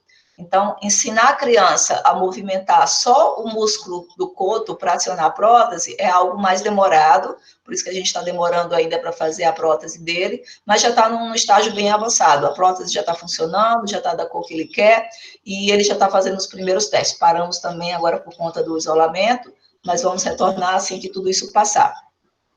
3 modelos de prótese de membro superior que nós estamos investigando, e agora eu vou falar só um pouquinho de cada um dos outros projetos que a gente desenvolve em relação às órteses. Essa daqui é uma órtese de punho, que é uma órtese que alguns de vocês já devem ter utilizado, que a gente utiliza quando joga demais ou usa muito o computador. A função dela é só imobilizar a mão. Existem pessoas que têm patologias crônicas, como reumatismo, uma artrite, ou paralisia cerebral, que tem que usar essas próteses, órteses, para o resto da vida. Então, o ideal é que seja um material mais confortável, um material que possa molhar, um material que não vai esquentar tanto, e por que não pensar em um material, uma prótese, uma órtese que seja esteticamente bonita. Esse foi um trabalho de iniciação científica que eu desenvolvi, uma aluna minha desenvolveu ela foi bem interessante, porque ela desenvolveu uma análise matemática desses parâmetros aqui da mão, né? Essas linhas coloridas são os parâmetros da mão, e ela desenvolveu uma equação que, a partir de uma única medida, eu gero um modelo 3D que vai imprimir uma órtese personalizada. Esse modelinho aqui funcionou bem, a gente não levou adiante esse projeto, até surgiu uma empresa depois, uma startup, que fez uma órtese dessa aqui. Ainda existe essa empresa, mas está cheio de problema, porque eles fizeram de uma maneira não tão adequada. Mas já tem uma empresa no mercado fazendo esse tipo de órtese. Órtese plantar. É uma órtese que ela é, na verdade, uma palmilha, mas é uma palmilha ortopédica para pessoas que têm deformações no pé, por exemplo, o pé diabético, né, que a pessoa tem mini amputações, vai perdendo tecido, e ela precisa de uma órtese para repor essa estrutura do pé. É um projeto que está também na fase inicial, porque esse material não pode ser um material qualquer, o ideal é que seja um material que tem memória, porque ele tem que ser um material que não vai causar dor, mas, ao mesmo tempo, ele tem que sustentar todo o peso do corpo, então precisa de materiais mais avançados, mas aqui é feito com o que temos no laboratório, escaneamento do pé, desenvolver materiais, fizemos um pezinho aqui para a gente, já com uma lesão, para a gente testar como seria o contato, o encaixe com esse pé. Inclusive, esse pé sumiu, agora que eu me lembrei que da última apresentação que eu fui fazer, eu não achei o pé. Mais um tipo de órtese. Esse aqui foi um trabalho da minha aluna da UFABC, ela já defendeu o mestrado dela, ela não deu continuidade porque ela engravidou, uma gravidez de risco, então a gente está esperando um tempo aí para ver se ela volta, mas é basicamente desenvolver uma órtese de membro inferior para criança que tem paralisia cerebral.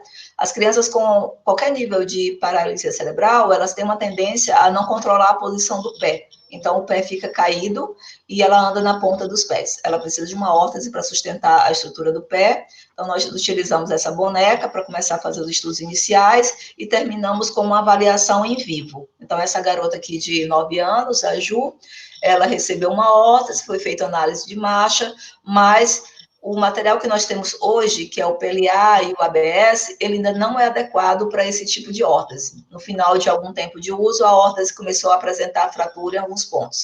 Então, aqui precisa ser feito mais estudo para desenvolver melhor essa tecnologia.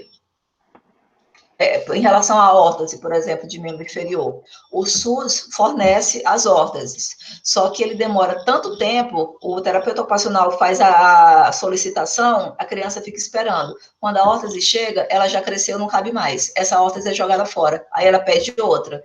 E aí a família acaba tendo que comprar, porque pelo SUS ela não consegue receber uma que realmente dê certo no tamanho do pé da criança. Então, essa era a nossa ideia, de tentar quebrar esse fluxo aí que não está funcionando.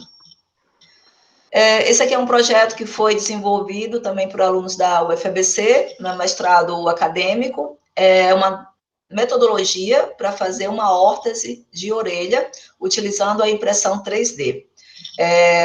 Pessoas que têm acidentes ou então tratamento de câncer na região aqui do crânio, às vezes precisam de uma órtese ou para repor parte da orelha ou para substituir a orelha. Principalmente as mulheres que nascem com algum problema congênito, elas se sentem muito com a autoestima muito abalada porque não tem a orelha. Aparentemente a orelha não é nada tão importante assim, vital, mas ela faz parte do rosto, né? Ela compõe a estrutura do rosto.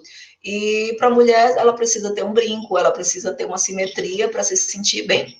Então, a ideia é desenvolver uma metodologia para utilizar a impressão 3D para fazer, não é para fazer a orelha em si, mas para fazer o molde que vai ser feito a orelha. Então, essa primeira imagem aqui é uma orelha digitalizada. Aqui não pode ser qualquer scanner, a gente descobriu que tem que ser um scanner muito preciso, porque a orelha tem mais de 45 curvas, todas elas têm um nome específico, e para ficar parecido com a outra orelha, a gente tem que reproduzir essa estrutura aqui. E aí, uma vez que essa orelha está digitalizada, a gente vai recortar aqui ao redor, em 3D, uma caixa que vai ser o molde. Esse molde, então, vai receber um silicone, e esse silicone vai ter uma pigmentação, que no começo a gente utilizava base mesmo, maquiagem feminina, para fazer uma orelha que é colada no rosto. Essa orelha, ela é a pessoa que usa prótese estética de orelha, ela cola e descola a orelha todo dia. E esse projeto, nós fizemos ele também sempre divulgando bastante, começou a aparecer muitas pessoas precisando de orelha. Para o projeto da minha aluna, bastava a orelha dela. Ela fez como se fosse ela sem a orelha, uma orelha para ela. Mas depois, ao longo disso, ela acabou abrindo uma startup, a startup chama Figment Face, e nessa startup elas estão desenvolvendo orelhas principalmente para casos mais complexos. Esse aqui é um caso de uma pessoa aqui de São José dos Campos, que tem um grupinho dentro da Univap, que é da odontologia. Tem uma professora lá que faz prótese de orelha, mas ela até falou para a gente assim, olha, faz 40 anos que eu faço prótese de orelha. Quando eu parar de trabalhar, ninguém vai continuar a fazer o que eu faço, porque não tem ninguém para dar continuidade nesse trabalho. E aí nós fizemos uma prótese parcial. Então, toda essa parte verde aqui é a prótese, foi feito o espelhado da outra orelha dele, e aqui tá a parte de cima é a prótese, a parte de baixo é a orelha dele. Aqui está um zoom bem grande, né, para a gente conseguir ver melhor, mas de longe não dá para ver a diferença. Nós utilizamos pigmentos aqui específicos do pessoal da Univap, que passou a técnica, que são os fios que coloca dentro do silicone, e o resultado ficou muito bom. Esse aqui acho que é o último projeto que eu vou apresentar agora, deixa eu ver, é o último projeto. Esse projeto aqui é o projeto da minha bolsa de produtividade, do CNPq. Eu tenho uma bolsa de extensão inovadora, desenvolvimento tecnológico, e a ideia desse projeto, ele foi feito em conjunto com uma aluna do mestrado, também de inovação tecnológica. A Natália foi uma das primeiras alunas a defender, acho que está entre ali os 3 primeiros, acho que o primeiro foi o aluno do Arlindo.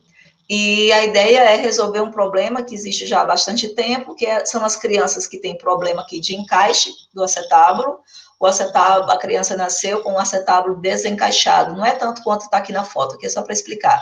Esse acetábulo ele não está na posição correta, devido às crianças hoje estão nascendo muito grandes, muitas crianças nascem sentadas, né, que o ideal seria nascer já na posição com a cabeça para baixo, a criança acaba nascendo com problema aqui na região do acetábulo. O tratamento inicial para os primeiros meses, o tratamento inicial é um colete que a criança usa aqui, mas só funciona se for realmente nos primeiros 3 meses. Geralmente o diagnóstico é feito depois disso. E o tratamento é o gesso. Então a criança fica engessada aqui na metade do corpo até a posição aqui do pé, com as pernas numa determinada angulação, e só tem essa parte aqui da frente para fazer a limpeza. É um tormento utilizar esse gesso, porque é um bebê que tem meses. Essa parte aqui não pode ser molhada e está sujeito a ser molhada toda hora por conta de fezes e urina e vômito também. E essa criança não pode tomar banho, então ela fica mais ou menos 120 dias sem tomar banho. É difícil para amamentar também o bebê, e as mães falam que um dos pais tem que ficar em casa, porque tem que ficar mexendo na posição do bebê, porque o gesso provoca assaduras nas costas. Tem vários problemas associados. Dentre eles, não dá para receber as vacinas. A vacina é feita aqui na perninha e o bebê vai ficar sem ser imunizado durante o período que está utilizando o gesso. Então, nossa ideia foi desenvolver uma órtese por impressão 3D para substituir essa, e a dica que a gente teve lá do hospital foi faça uma órtese que seja parecida com gesso, senão os médicos não vão prescrever. Então, a gente tem que meio que enganar o médico e dizer que está aqui, ó, parecida com gesso, mas tem várias vantagens em relação ao gesso. Só conseguimos desenvolver esse projeto quando nós fizemos o nosso próprio bebê, porque a gente não tinha como fazer uma órtese no tamanho de um bebê, exatamente nessa posição. O comitê de ética não aprovava a gente fazer nada com os bebês até então. E aí nós fizemos o nosso bebê, minha aluna desenvolveu uma técnica aí usando simulação, um programa para fazer avatar de jogos. Ela conseguiu colocar uma articulação aqui no bebê e articular as pernas. Então, ficamos com o nosso bebê impresso na impressora e desenvolvemos uma órtese que tem várias vantagens em relação ao gesso. Aqui já são os primeiros ensaios clínicos. Inclusive, essa bebê aqui é filhinha do meu aluno de mestrado, o Anderson. Eu fiz uma chamada aqui em São José dos Campos, quem tivesse bebê entre idade tal e tal, para ir lá no hospital municipal. Foram vários bebês dos alunos de mestrado. Agradeço aí a vocês. E ela foi uma bebê que foi bem boazinha, porque ela ficou lá quietinha, esperando a gente fazer as medidas, ver se o encaixe aqui estava legal. E nós fizemos aqui, inclusive, olha, aqui nesse cantinho aqui, tem uma carinha de urso, que é o lugar da vacina. Então, mesmo com a órtese, o bebê vai poder tomar a vacina, é mais leve, respira, e o ideal é que não vai abrir em casa, mas se for no exame médico, precisar abrir, pode abrir mais fácil do que se fosse abrir com gesso. Aqui tem uma depoimento aí de uma mãe que entrou em contato com a gente. Esqueci de falar, o desenvolvimento dessa órtese foi feito utilizando a metodologia de Design Thinking, e nós colocamos os pais que têm crianças com gesso em conjunto na pesquisa. Então, nós temos um grupo de WhatsApp de mais de 300 pais com crianças com gesso. Cada passo que a gente fazia na pesquisa, a gente divulgava lá, e os pais falavam, isso vai dar certo, isso não vai, assim não vai. E uma das vantagens é que esse depoimento aqui da mãe, né, que quando o bebê vai para receber o gesso, a mãe tem que ficar 2 dias sem pegar ele no colo, porque demora 72 horas para o gesso curar, né, demora mais de 48 horas, na verdade são 3 dias, mas ela tem que ficar 2 dias sem pegar no colo. E o bebê não entende nada, né, coitado, foi ali, engessou e agora está preso, e tem até um pessoal da psicologia que fala que isso vai causar problemas psicológicos depois de rejeição, e a gente espera, com isso, suprir também essa demanda. Essa startup aqui está sendo criada agora, nós submetemos um projeto para a FAPESP, pelo edital do PIP, estamos esperando aí o resultado. Então, aqui só um pouco das nossas mídias sociais, nós temos o Mão 3D, está lá no Facebook, tem um blog, tem um site agora, do mão3d.com.br, e tem também no Instagram. Nós fazemos todo ano um treinamento que é chamado a Escola de Inverno de Biomecânica.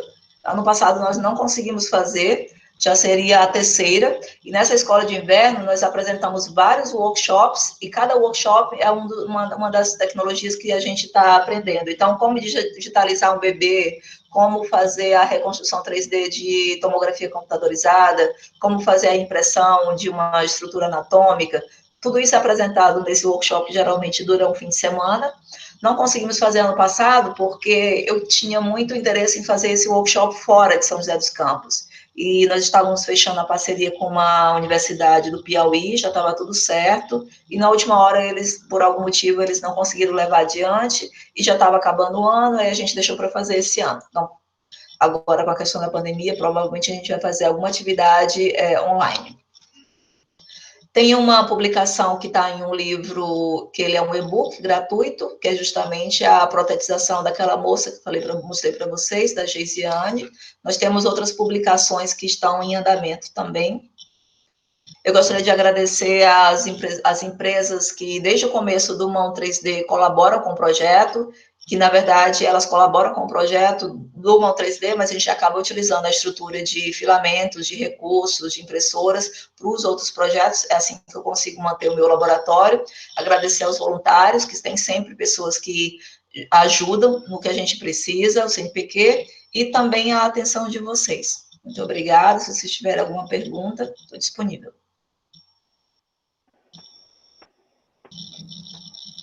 Muito legal, Elisete, novamente, né? Enquanto o pessoal se organiza para fazer perguntas, eu queria bater um papo muito rápido, que é a questão de registrar essas histórias. Porque todo projeto tem a sua história mesmo, né? Vocês registram? Na medida do possível, Arlindo, é muita coisa para a gente fazer, né? A gente já pensou em escrever um livro, de pegar essas crianças para pegar o depoimento delas, mas ainda está na ideia. A gente não conseguiu ainda colocar isso É que a gente faz muita coisa prática, né? Então, até mesmo para publicar os artigos referente aos resultados dos projetos, falta tempo. Mas seria muito interessante, sim. Eu acho que talvez, assim, mesmo que seja só uma coisa muito pequena, né? Eu acho que é interessante registrar um resuminho, né? Sim, e sim. Ao longo dos anos ter esse histórico, né? Tem as fotos. A Unifesp, ela fez uma matéria muito boa na Entreteses do ano passado, saiu uma Entretese só de extensão, e eles fizeram uma matéria muito boa, 3, 4 páginas, mas eles conseguiram colocar lá de uma maneira que eu pensei, vou pegar isso aqui e vou expandir, né? Vou pegar isso aqui e vou aumentar para colocar mais informações, porque realmente são informações são muito interessantes, e registrando isso estimula outras pessoas, né? Para levar a ideia adiante. Posso fazer uma pergunta assim, técnica, assim, burocrata? Como é que você faz a questão de uso de imagem e a questão do comitê de ética? Todo aquele trabalho?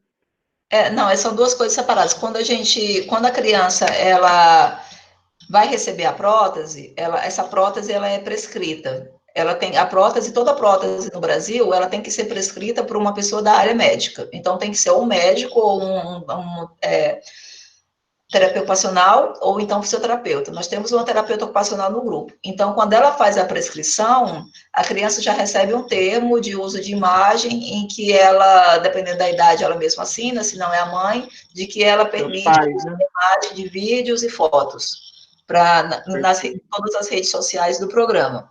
Em relação então, tem que ter essa prescrição, porque se não tiver a prescrição, o Conselho de Terapia Ocupacional pode me processar por exercício legal da profissão. Eu não posso dar a prótese sem ter essa prescrição, né? Mas isso é coisa do Brasil, no resto do mundo não tem. Isso é bem específico aqui do Brasil. O Brasil tem algumas jabuticabas que são complicadas, né? Claro, tá certo, porque tem gente que pega esse modelo, imprime de qualquer jeito e vende lá na esquina e dá para uma pessoa sem vai causar uma lesão, não vai causar um problema psicológico, entendeu? Tem os seus motivos. Mas a gente foi resolvendo assim. Em relação ao comitê de ética, eu tentei durante muito tempo fazer a solicitação para o comitê de ética para fazer pesquisa mesmo, tanto é que a gente não tem muita publicação científica, porque a gente não passa por um comitê de ética. É extremamente complicado o comitê de ética nessa área no Brasil. A minha última experiência que eu tive foi, entrei em contato, mandei para o comitê de ética e tal, eles falaram, mas esse produto tem que estar registrado pela Anvisa. Eu falei, não, mas não tem registro da Anvisa, é um produto open source, o Brasil, o mundo inteiro usa, não tem Anvisa. Não, mas tem que passar pela Anvisa. Tá, então vou mandar para a Anvisa. Mas para passar pela Anvisa, você tem que ter um documento dizendo que ele está de acordo com as normas de desenvolvimento de prótese. Também no Brasil não tem legislação para desenvolvimento de prótese. Então, por fim, ela queria que eu fizesse uma máquina, inventasse uma técnica para validar a prótese, para depois validar a minha prótese, isso tudo para chegar na Anvisa. Isso é a questão da Anvisa. Aí vem a questão do comitê de ética em si. O comitê de ética fala que os pais têm que assinar que a criança vai participar. Tudo bem, o pai assina. Aí eles falam, não, mas a criança também tem que assinar, que ela não está sendo obrigada a ganhar a prótese. Aí eu falei, tá, mas e se a criança não tem as duas mãos, como é que ela assina? Entendeu? Foi nessa aí que eu parei. Eu falei, não vou para frente, isso aqui não adianta, não vai levar nada. Nesse momento tem que parar, né? Porque aí eu parei, comecei a fazer, de repente agora, que a gente já mostrou tudo que a gente fez, vale a pena tentar de novo, é que aí me faltou paciência a partir desse momento. Entendo, acho que eu também teria perdido a paciência. Tem uma pergunta aqui, Elisete. Pessoal, lembrando que vocês podem ficar à vontade para abrir o microfone. Do Cássio, ele está perguntando sobre os softwares para modelagem que vocês utilizam. O Cássio tem vários softwares. O software padrão, oficial, para fazer modelagem 3D, que é bem legal, é o SolidWorks. Mas o SolidWorks é caro e a Unifesp não tem a licença. A Unifesp teve a licença durante o período de tempo aí, depois não conseguiu renovar. Era uma licença acadêmica. E aí a gente começou a usar softwares abertos. Então, nós utilizamos, na verdade, o que a gente usa mais agora é o Fusion 360, que ele é um software comercial, mas ele tem uma licença para estudante. Então, com a licença estudante, a gente consegue utilizar. Tem outros softwares também, é que chegou uma hora que eu falei lá no laboratório que a gente tinha que usar só um software, porque você usa um, depois não abre, depois fecha, depois não salva, mas tem o ThinkCAD, tem agora me fugiu o nome, mas tem vários softwares, para modelagem 3D tem vários, e eles basicamente fazem a mesma coisa. Tudo aquilo que eles fazem na opção inicial de software é o suficiente para trabalhar na área de prótese. Tá. Deixa eu fazer uma pergunta rápida também. Tem uma questão importante aí que é a comunicação social, assim, né? Entrar em contato, as pessoas saberem do projeto, né? Tá funcionando bem? Como é que você está trabalhando? Porque na verdade, é isso que faz com que nós tenhamos as doações para fazer a manutenção do projeto em si. Tanto é que a gente sempre divulga no Facebook. Usamos durante muito tempo só o Facebook. Depois que começou o Instagram, né, desde o ano passado, a gente está utilizando o Instagram e tem funcionado muito bem. As pessoas divulgam bastante. Quando a gente vai em algum lugar, todo mundo já ouviu falar, fala que acompanha, todo mundo já está seguindo, tem uma quantidade grande de pessoas acompanhando. Isso funciona bem. Tá, legal. Pessoal, perguntas? Eu tenho uma pergunta aqui. Sim. Tudo bem? Eu entendi que alguns desafios que a gente tem hoje é essa burocracia, né? Você, professor, comentando aí com o professor Arlindo, a burocracia para você conseguir viabilizar ou aplicar um produto, ela é um desafio que você tem que enfrentar. Às vezes você gasta mais tempo com isso do que com o desenvolvimento do produto. E aí, uma dúvida que eu tenho, ou uma provocação, qual seria uma forma de mitigar esse desafio? Será que é com políticas públicas? É começar a tentar ir para uma área de legislação para tentar homologar isso em um órgão que homologue isso para a gente conseguir facilidade nessa aplicação? E um segundo ponto só para fechar e qual que é a visão de futuro que você tem caso isso aconteça ou seja mais viável? É começar a fazer as impressões direto nos hospitais, cada hospital ter a sua impressora 3D ali dentro, né, o seu grupo de pesquisadores 3D, ou a visão de futuro é que vão ter grupos externos que vão desenvolver esses produtos, sendo uma prótese ou uma órtese, para atender as pessoas que precisam de reabilitação? São duas perguntas, né, na verdade. Em relação à primeira, esses desafios que a gente enfrenta, às vezes isso dá uma canseira, e eu tenho certeza que muitas pessoas desistem aí. Elas desistem de trabalhar nessa hora, porque é uma barreira que tem que transpor. Por exemplo, esse projeto aí da órtese de quadril, a gente queria só ter contato com os bebês para tirar as medidas. Não pode beber de jeito nenhum. Aí já negaram o nosso pedido. Aí a gente vai ter que ir adaptando para mitigar o erro, né? A chance de não ser aceito. Adaptar para o que precisa. A gente conseguiu fazer o nosso bebê, nos livramos dessa necessidade. Então, mas é uma parte que é bem complicado, porque a gente encontra muita burocracia, no sentido de que não é que a gente está fazendo uma coisa que é ilegal, mas aí às vezes a pessoa fala, mas ninguém nunca falou isso, ninguém nunca pediu isso. Tá, mas é tecnologia, a gente está trabalhando com tecnologia. E muitas vezes as pessoas que estão nos comitês de ética, nos comitês lá da Anvisa, a pessoa não sabe de tecnologia. E nem ela, às vezes ela até sabe, é um engenheiro, só que ele parou ali no curso dele de graduação e não se atualizou para as novas tecnologias. Então, é bem chato no sentido de que, às vezes, dá a impressão que a gente está até fazendo alguma coisa ilegal, né? Mas é justamente a questão da disruptura. É como o Uber começou no começo. Ele estava fazendo uma coisa ilegal? Era ilegal, que não estava na legislação, mas não era nada que ia prejudicar alguém, que ia explorar alguém, tirar benefício de alguém. Em muitos casos, eu me vejo nessa situação. Dá para fazer isso? Não é o aconselhável. Então, eu mando para a universidade fala, mas ninguém nunca pediu isso. Então, só um exemplo. Eu estou criando uma ONG, né, do Mão 3D. Eu não posso ser presidente da ONG, porque eu sou professora que tenho dedicação exclusiva. Aí eu tenho que arranjar uma outra pessoa que não está capacitada, tanto quanto eu, para ser o presidente da ONG, e eu já tentei com várias pessoas, no caminho de tentar, eu já vejo que não dá certo. Então, senão a gente já teria uma ONG dentro da universidade. Então, eu vou ter que fazer, outra pessoa vai ser o presidente, ou eu vou ter que fazer como uma empresa, e aí eu vou ter que abrir mão da minha dedicação exclusiva, entendeu? Sim. Elisete, pegando um gancho nessa primeira pergunta do Gabriel, algum país com a legislação mais avançada nesse sentido? Você sabe? Nos Estados Unidos, qualquer pessoa faz uma prótese e dá para qualquer pessoa. Eles fazem lá, os escoteiros das escolas, fazem um workshop, faz uma prótese e dá para uma pessoa. Lá funciona mais livre, isso realmente, em relação a isso, é muito mais livre. Por outro lado, as pessoas lá, elas estão um pouco mais habilitadas com essas questões de trabalhos manuais, entendeu? Aqui no Brasil, o pessoal não tem esse hobby, não tem isso de ter uma oficina em casa para fazer e tal. Mas a questão, o que mais complica aqui são os conselhos regionais mesmo. Por exemplo, a gente está fazendo o protetor facial, né? A gente fez o protetor facial, distribuiu aí o modelo para os makers, eles estão fazendo, nós estamos agora na hora das entregas. Tem lugar que é uma dificuldade para a gente entregar o protetor facial, mesmo dizendo que ele foi validado dentro de um hospital.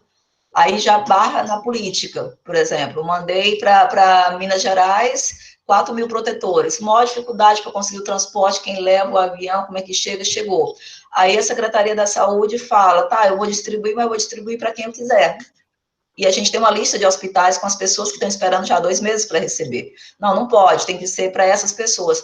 Ah, tá, então tem que ser para essas pessoas, mas eu vou tirar 500, então, para mandar para onde eu quiser. Entendeu? Ela ficou insistindo nisso até o ponto de eu dizer, então, a gente não vai mandar para vocês, alguém vai lá no hospital e vai deixar lá dentro do hospital e pronto. Então, precisa disso? Não precisa, mas sempre tem esse tipo de coisa. Por exemplo, quando a gente vai receber doação, tem que ter um cuidado de onde é que vem essa doação, a gente não recebe nada em dinheiro, eu só recebo o material vem específico para alguma coisa que a gente vai fazer de prótese, mas é um drama também a questão de doação. Agora, com o Covid, a universidade quebrou todos os protocolos que tinha para receber doação. Agora pedem, pelo amor de Deus, façam doação para o hospital, para a universidade, não é, Arlindo? Então, até então, eu estava bem preocupada com essa questão da doação. Ver o regimento da universidade, ele fala assim, não, mas não pode receber doação, porque você tem que dar oportunidade para todo mundo doar. Então, tem que fazer um edital, tem que fazer uma comissão para isso, tem que ter uma outra comissão para saber se a outra comissão está trabalhando bem. É nessa hora que dá vontade da gente desistir.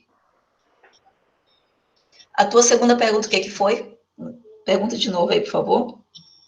Tá. A segunda pergunta é a visão de futuro. Como você enxerga a visão de futuro da impressão 3D? Você falou aí da possibilidade dos hospitais terem impressoras. Eu acho que isso não vai dar certo. Porque, pelo tempo que começamos, se tivesse de dar certo, já teria dado. A gente pensou que a coisa mais efetiva seria ter uma impressora dentro do hospital, fazendo justamente para aquela pessoa que está precisando. Mas, para isso, teria que ter um técnico dedicado só para essa impressora. Porque a impressora é uma coisa que dá trabalho. Você não pode deixar ali imprimindo e ir embora. Tem que ter aquela pessoa ali acompanhando. E o médico, ele não vai parar a rotina dele, nem o terapeuta ocupacional, o fisioterapeuta. Primeiro que ele, às vezes, ele não tem o conhecimento, ele não quer ter o conhecimento.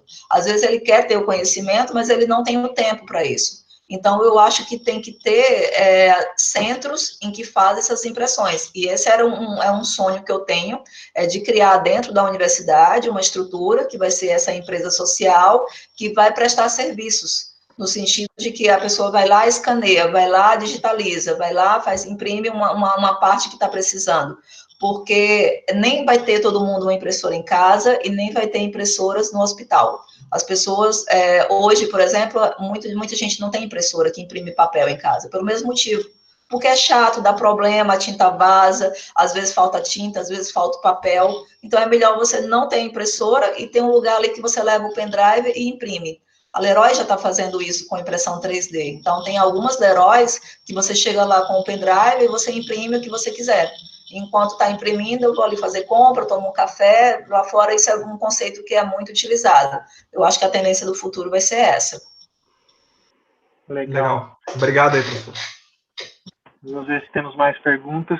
Pessoal, tem aqui a pergunta da Ana Luísa no chat. Ana Luísa, você quer fazer de própria voz?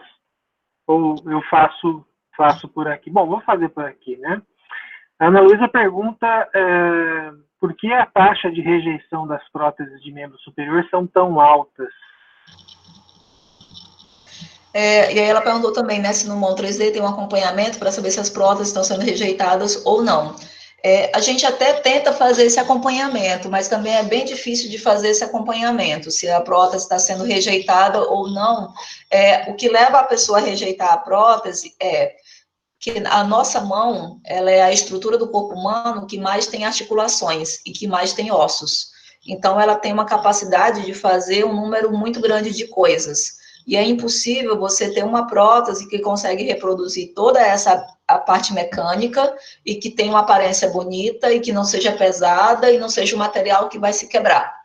Então, a verdade é que, em termos de prótese de mão, a gente está muito, muito aquém do desenvolvimento. E não é o Brasil, é o mundo todo. Então, como a prótese de membro superior nunca teve muito investimento para se desenvolver nessa área, ficou muito tempo parada as pesquisas, né, de tecnologias. Agora, com a impressão 3D, eu acho que eu sou a pessoa do Brasil mais chamada para a banca que tem prótese de mão. E, às vezes, acontece, só para dar um exemplo, da taxa de rejeição. Eu fui numa prótese lá na Universidade Federal do Rio Grande do Sul, na banca, que tinha o tema era prótese, banca de doutorado. E o aluno falou, o título do trabalho dele era uma prótese antropomórfica. Antropomórfica significa que ela é igualzinha à mão, que ela tem uma cara assim, muito parecida com a cara da mão. E a prótese dele, ele estava lá com essa prótese de demonstração, tinha a prótese da mão, e a parte do antebraço da prótese era uma caixa bem grande, quadrada, uma caixa mais ou menos de 15 por 15. E eu falei, tá, mas você fez a mão antropomórfica e o braço ficou esse quadrado. Isso aqui eu vou trabalhar ainda nisso. Já estava no último ano de doutorado, no trabalho de 5 anos, entendeu? Então, assim, os projetos não terminam. Tem vários projetos de mão, de mioelétrica por aí, o pessoal faz, defende, parou. Às vezes, na própria defesa, a banca indica já vários erros, várias coisas que tem que mudar e não tem continuidade. Aí, essa taxa de rejeição, ela é associada também a uma falta de um programa de reabilitação. A pessoa recebeu a prótese foi feita para ela, personalizada, só que ela não foi treinada para usar aquela prótese. A reabilitação significa que ela tem que aprender tudo de novo. Ela tem que aprender a pegar um copo leve, um copo pesado, um copo cheio, um copo vazio, um copo duro, um copo flexível. É um treinamento que, na verdade, deveria ser dedicado muito mais horas nesse treinamento. Mas as próprias pessoas, elas desistem da reabilitação no processo. Então, a gente tem que obrigar a criança, você vai ter que ter pelo menos 4 sessões de reabilitação, senão a gente não entrega a prótese. Porque senão, na primeira sessão, ela já sei, tá bom, não quero mais. Entendeu? Então, tem uma rejeição da pessoa. Aí já vai a questão do psicológico. Então, tem uma novela aí envolvida nessa questão da rejeição. Teve um ciclista lá na Paulista que ficou bem famoso, saiu aí no jornal, que um carro, ele se acidentou com um carro em alta velocidade, o carro praticamente levou o braço dele. E ele recebeu uma prótese de alta tecnologia. Eu me lembro que, na época, o valor da prótese dava para comprar um apartamento na Paulista. Foi a frase que eu não consigo esquecer. Ele usou essa prótese durante 2 semanas e ele parou de usar. Ele falou que conseguia fazer as coisas melhor sem a prótese do que com ela. Então, falta muita pesquisa nessa área. A gente procura pesquisa nessa área mais específica da questão da rejeição e a gente não acha. Então, assim, com a questão da personalização da prótese, eu quero a minha prótese rosa, eu quero preta, eu quero verde. Então, a gente tenta já trabalhar um pouco essa questão da rejeição. Então, tem que ter o acompanhamento psicológico para saber por que ela está rejeitando a prótese, o que poderia ser feito para isso. Às vezes é um olhar, às vezes é alguém que olhou para ela e riu. São coisas muito pequenas, mas são coisas que são muito importantes. Mas tem muito pouca pesquisa na área. Interessante. Elisete, deixa eu fazer mais uma perguntinha. É um pouco na linha da segunda pergunta do Gabriel, a questão de visão do futuro. Você tem algum grupo ou alguma aplicação aí para as próteses e órteses que você tem vontade de mexer no futuro? E aí eu vou emendar um pouco. Eu sinto um pouco de falta de ações no Brasil, talvez simplesmente porque eu não veja, de habilitação funcional, né? Reabilitação de uma pessoa que perdeu uma parte do braço, ou uma pessoa, o cara voltar a trabalhar, né? Sim. Mas Dela então, voltar a desenvolver as atividades do dia a dia, né? Porque às vezes a pessoa ela não vai conseguir voltar a desenvolver as atividades dela, ela tem que desenvolver novas habilidades, né? No caso da Geisiane, a Geisiane era assim, ela falava, eu quero varrer a casa e passar o pano na casa. Fala, não, você pode voltar para a escola, com a prótese você pode usar o computador, mas eu não gosto de estudar, eu não quero estudar nada. Aí teve um outro cara também, aquele primeiro da prótese, que a gente falou para ele, a primeira pergunta dele, com a prótese eu vou conseguir segurar uma lata de cerveja? Era a primeira preocupação dele, principal era essa, se ele ia conseguir segurar uma lata de cerveja. Teve um outro que a gente falou assim, olha, tá aqui a prótese, adaptamos uma caneta e eu pedi para ele escrever alguma coisa. Achei que ele ia colocar o nome da mulher, do filho, qualquer coisa. Ele escreveu Corinthians, que era a coisa que ele tinha achado mais importante ali para escrever naquele momento. Então, é só para te falar que o que a pessoa quer fazer com a prótese é muito pessoal. Se a gente consegue entrar nesse nível aí de descobrir o que ela quer fazer e consegue reabilitar, a gente tem mais chance aí de rejeitar menos a prótese, né? Então, a gente tem uma chance mais favorável aí nesse aspecto. A tua pergunta, Arlindo, foi se em questão de desenvolvimento, de produto? De grupo, né? Então, tem a questão das crianças, né? Das mãos, mas você tem novos grupos em mente aí? Eu já não estou dando conta dos meus, não, viu? Eu já tenho grupos demais. A gente está com esse projeto aí dos protetores faciais, né? Que é algo agora que já está acabando, que a gente está fazendo as entregas, mas eu estou trabalhando com o pessoal do Hospital São Paulo, foi submetido um projeto COVID para o CNPq. E a minha parte no projeto é testar a possibilidade de fazer utilizando a impressão 3D das máscaras. Essas máscaras do tipo da N95, essas que tem um filtro. Então, nós vamos testar, junto com o hospital, nós queremos criar, tipo, um centro de análise e testes de dispositivos, né, de EPIs. E aí a nossa parte vai ser em relação a essas máscaras aí, para ver se a gente consegue chegar numa máscara que seja um modelo bom, que seja esterilizável, que você consegue usar várias vezes, para depois ser feito por injeção industrial. Esse projeto aí da órtese de quadril, é um também que a gente espera fazer isso já da forma comercial. A médica que trabalha com o projeto sou eu, a Natália e a doutora Ellen. Ela também engravidou, teve uma gravidez complicada, a gente está esperando ela voltar da licença para dar continuidade no projeto. Mas esse projeto da órtese tem bastante coisa ainda que pode ser melhorado, por isso que nós submetemos um PIP. Se for aprovado, aí sim a gente vai fazer isso de uma forma de uma startup. Legal. Tem uma pergunta da Carolina. Carolina, por favor. Tudo bem, professores? Boa noite. Tudo bem, Maria? Boa noite. Arlindo, tudo bem? Eu gosto bastante desse projeto, já acompanho ele há um tempo. Eu moro em São José há 3 anos. E meu primeiro ano aqui eu já tive contato com o Mão 3D e foi fascinante. É um projeto que eu realmente gosto muito. E a minha pergunta para a professora é o seguinte: existe uma maneira da sociedade trabalhar junto com vocês, as pessoas que não estão na faculdade, não estão em mestrados, mas que se interessam em ajudar de alguma forma? Nós temos pessoas já trabalhando assim no projeto, inclusive essa colaboração é muito importante, porque a gente não tem todas as habilidades dentro da universidade. Então, nós temos, por exemplo, a psicóloga do Mão 3D, ela é fora da universidade, alguém daqui da cidade de São José dos Campos, mas ela não faz parte oficialmente da universidade. Tem uma garota também que ela entrou para fazer o estágio dela de mecatrônica, é uma técnica, e acabou o estágio e ela continua ajudando, ela está desenvolvendo o projeto das órteses estéticas.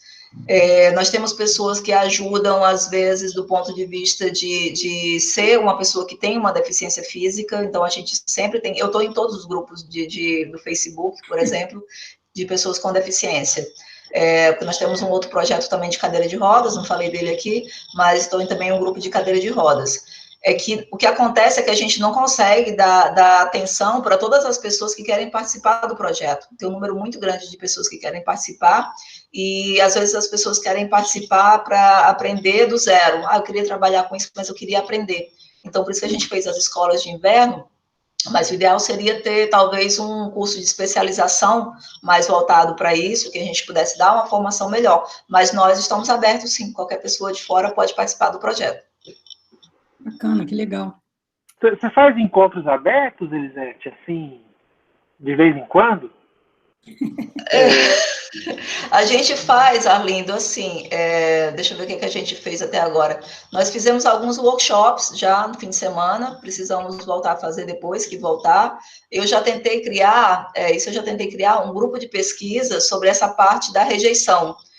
Pensei em criar um grupo de pesquisa, mas todo mundo é muito ocupado, todo mundo queria participar, mas eu acho que a gente tem que ser uma coisa online mesmo, porque presencialmente não deu continuidade. Então, a gente estava fazendo as reuniões do Mão 3D, lá no Parque Tecnológico, eu sempre deixava aberto para qualquer aluno que quisesse assistir, mesmo sem ser do Mão 3D. Mas eu acho que nessa questão aí a gente tem que fazer mais isso. Legal. Pessoal, mais perguntas? Documentar, né? É legal. Sim, a gente tem um blog. No blog, a gente parou de escrever no blog por falta de tempo mesmo, mas o nosso blog, acho que tem mais de 30 mil visualizações dos artigos antigos que a gente escreveu, tá lá, o pessoal sempre acessa. E a senhora controla, assim, vamos dizer, os pacientes, as pessoas que recebem a prótese, tem uma fichinha de cada uma, que ano que recebeu, não, né? Recebem a prótese, a gente controla no seguinte sentido, a gente não consegue fazer um controle assim, para sempre. Tipo, tem a reabilitação, depois disso a gente passa 1 mês, 2 meses acompanhando, tá usando? Não tá usando para isso. Tem criança que ela fala que não quer usar depois em casa, mas aí quando vai sair coloca, entendeu? Ela coloca só para sair. Tem criança que usa só para fazer determinada coisa. Eu vou brincar de boneca, eu preciso das 2 mãos, então ela coloca. Aí tem criança que coloca só para andar de bicicleta. Então, quando é para andar de bicicleta, ela usa. É bem diferente os motivos que levam a pessoa a utilizar ou deixar de utilizar. É interessante, a gente que está de fora acha que termina quando entrega a prótese, né? Na verdade, começa o trabalho. Não, quando entrega a prótese é quando começa, né? Porque, na verdade, e muitas crianças não são daqui, então são de fora, então não tem como a gente acompanhar mais. A gente pede para a mãe avisar, para a mãe mandar foto, mandar vídeo, mostrar como está a evolução. De vez em quando aparece um vídeo de uma criança andando de bicicleta no meio da rua. A mãe falou, olha, ela passou 2 semanas sem usar prótese, agora ela pegou e saiu na bicicleta. Então, tem isso também, às vezes a criança bota lá, não quer, porque a criança, sei lá, tem 7 anos. Aí depois, quando ela está no final do ano, ela já está pertinho de completar 8, ela já mudou um pouco a mentalidade dela, ela começa a entender um pouco mais, agora eu quero. Então, depende das fases ali do desenvolvimento. E, Elisete, andar de bicicleta deve ser um dos casos mais icônicos aí, né? Porque realmente deve ser um barato para a criança, né? Andar de bicicleta. Não, teve um garoto que a gente fez para ele as próteses e ele é muito difícil de fazer a reabilitação. Pega um copo, não quero pegar. Faz, não quero. Queria ficar só com a prótese. Aí daqui a pouco a gente estava ali conversando e ele começou a limpar o nariz com a prótese, né? Cutucar aqui o nariz com o dedo. Eu falei, pronto, já está tendo uma função ali que não tinha antes, entendeu? Então, mas é muito pessoal isso, né? Às vezes a criança ela tá com vergonha na hora, não quer que ninguém olhe, às vezes quando ela tá sozinha ela consegue usar, mas brincar de bicicleta, andar de bicicleta realmente é algo interessante, porque assim, você consegue andar de bicicleta só com uma mão, mas é muito difícil aprender a andar de bicicleta só com uma mão. Para isso você precisa ter um equilíbrio, e sem a outra mão faz falta. Bom, pessoal, vamos lá, mais dúvidas? A gente tem mais alguns poucos minutinhos. Oi, professora. Oi, professor. Boa noite. Na verdade, não é uma dúvida, mas eu gostaria muito de estar parabenizando a professora pelo projeto. Esse projeto foi um dos projetos que me impulsionou a estar entrando na universidade, na Unifesp, e também a estar fazendo o curso. Esse vai ser o meu primeiro ano, mas eu quero que você saiba que isso, assim, inspira muito a gente a fazer uma, sabe, uma diferença na sociedade para ajudar as outras pessoas de diversas maneiras. Então, isso aí me ajudou muito e fez muita diferença para mim. Parabéns. Muito obrigada e sucesso para você, então, no seu curso. Isso é uma das coisas que motiva muito a gente continuar, porque fazer projeto social é difícil, reunir pessoas para fazer projeto social é difícil, a causa é muito importante, mas o andamento do projeto nem sempre funciona de modo fácil, né? A gente tem muitas dificuldades e, às vezes, tem dia que a gente está ali pensando em desistir, não, vou parar, não vou mais fazer, aí aparece uma mãe e fala, uma mãe diz, meu filho está com uma prótese, manda uma foto, fala alguma coisa. Ou como já teve, por exemplo, uma mãe que escreveu para mim, olha, eu fiz ultrassom, eu estou com 4 meses de gravidez e meu filho não tem a mão. Como é que eu faço para conseguir uma prótese? E aí eu falo assim, nossa, mas nem nasceu ainda e já quer a prótese, entendeu? E tem uma coisa que é bem interessante também, que às vezes tem gente que entra em contato, Arlindo, aí do voluntariado, né? Tem gente que fala assim, olha, eu estava procurando um sentido na minha vida, achei vocês, agora eu quero trabalhar com vocês, fazendo alguma coisa. Aí eu fico pensando, ainda tenho que pensar o que essa pessoa vai ter que fazer para, entendeu, participar. Assim, tem uma adesão muito grande das pessoas no sentido de querer colaborar. E essas depoimentos, declarações de pessoas que entraram no curso pensando em fazer isso, que escolheram a universidade por conta do projeto, é algo, às vezes, até mais satisfatório do que você dar a prótese para alguém. Porque é uma outra faceta, né, do projeto. É aquilo que, na verdade, nós pesquisadores temos que nos esforçar para fazer, que é mostrar para a sociedade o que a universidade tem de potencial e o que efetivamente consegue fazer para a sociedade. Muito legal. Muito obrigada mesmo, viu, professora? E parabéns. Obrigada. Elisete, assim como a Betânia, a Aline e o Rafael também elogiaram o projeto, e a Aline fez uma pergunta aqui sobre quando a criança vai crescendo, né, se é possível fazer adaptações ou mudanças na prótese para ajustar. Esse tipo de modelo que nós utilizamos, ele não é totalmente fechado no coto da criança. Ele é dobrado, ele é aberto, o coto fica aparecendo aqui e ele é fechado por tiras. Então, demora bastante tempo para que a criança cresça e precise novamente de prótese. Nós não tivemos, das próteses que nós fizemos antes de 2018, nós não tivemos crianças que precisaram de uma nova prótese. Nós fizemos um número menor. Dessas agora, de 2019, é que a gente está vendo ainda, quando for no próximo ano, que elas vão crescendo, se elas vão precisar de um outro tamanho.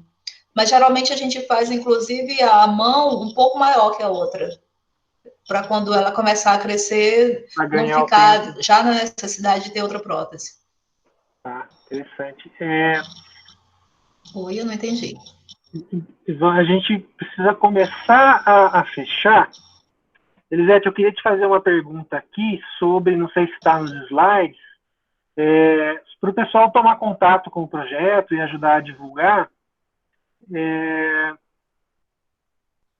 Tem um site. Qual que é o endereço do blog, Elisete? Aqui, vocês estão vendo aí, né, na apresentação? Tem aí o e-mail do Mão 3D, mão3d.unifesp, tem o Instagram. Não está o Instagram do projeto aqui ainda, mas é só procurar lá no Instagram ou no Facebook. Aí, né? Tá aqui. Mão 3D Unifesp, _ Unifesp, e esse aqui é o do Instagram. E nós temos agora um site. O site foi feito agora, a gente não lançou ainda, porque a gente está arrumando alguns detalhes, mas é mão3d.com.br. Esses são os nossos contatos. Legal. Pessoal, alguma última pergunta? Lembrando aqui que a Betânia e a Carolina estão se manifestando aqui para colaborar com o projeto.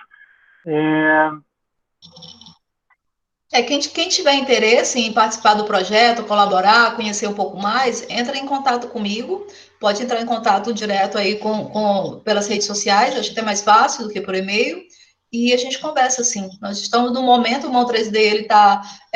o que eu fiz com o Mão 3D, né? A gente entrou agora nessa questão do isolamento social e já começamos com o projeto dos protetores faciais. Então, os alunos levaram as impressoras para casa, está cada aluno com uma impressora em casa, distribuiu os materiais, eles estão fazendo os protetores faciais. mas quando voltar tudo isso, a gente até está vendo, estudando como é que a gente pode fazer, caso o isolamento social seja necessário por mais tempo, como é que a gente vai fazer para retomar as nossas atividades. Mas não é que a gente parou, a gente mudou o foco, né? Ficou mais voltado para a questão do Covid. É o Mão 3D pós-Covid, né? Agora tudo precisa ser ajustado. Exatamente. Bom, pessoal, mais alguma pergunta? Fique à vontade de perguntar. Assim, se a gente precisar passar um pouquinho do tempo, não tem muito galho.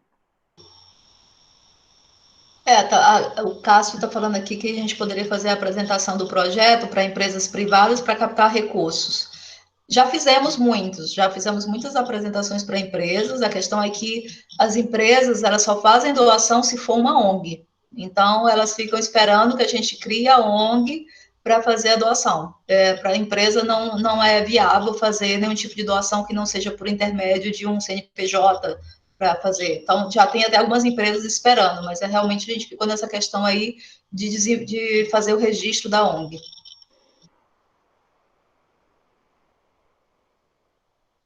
A gente precisava de uma meta ONG, né, para poder gerar sub-ONGs capazes de organizar subprojetos. Porque eu acho que, inclusive, tem iniciativas suficientes para isso, né? Bom, pessoal, então acho que a gente pode começar a encerrar, tudo bem? Tá joia, deixa eu só repetir aqui para eles, Arlindo. Tem uma observação da Aline aqui, só para fechar. Perdi o mouse aqui, achei. Pronto.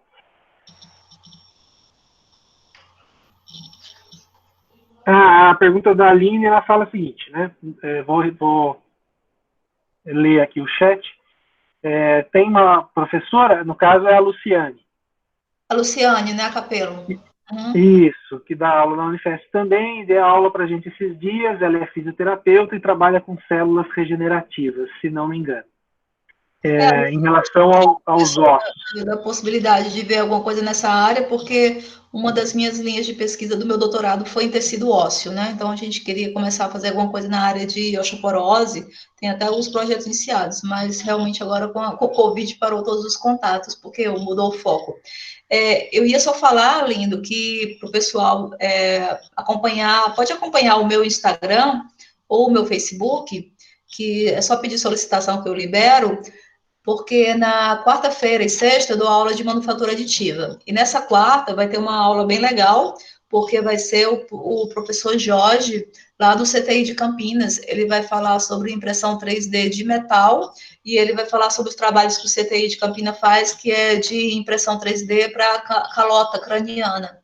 Então, é uma oportunidade boa de conhecer aí. Ele é uma das pessoas mais experts que tem no Brasil na área de impressão 3D de metal para a área médica, na área de implantes e tudo mais.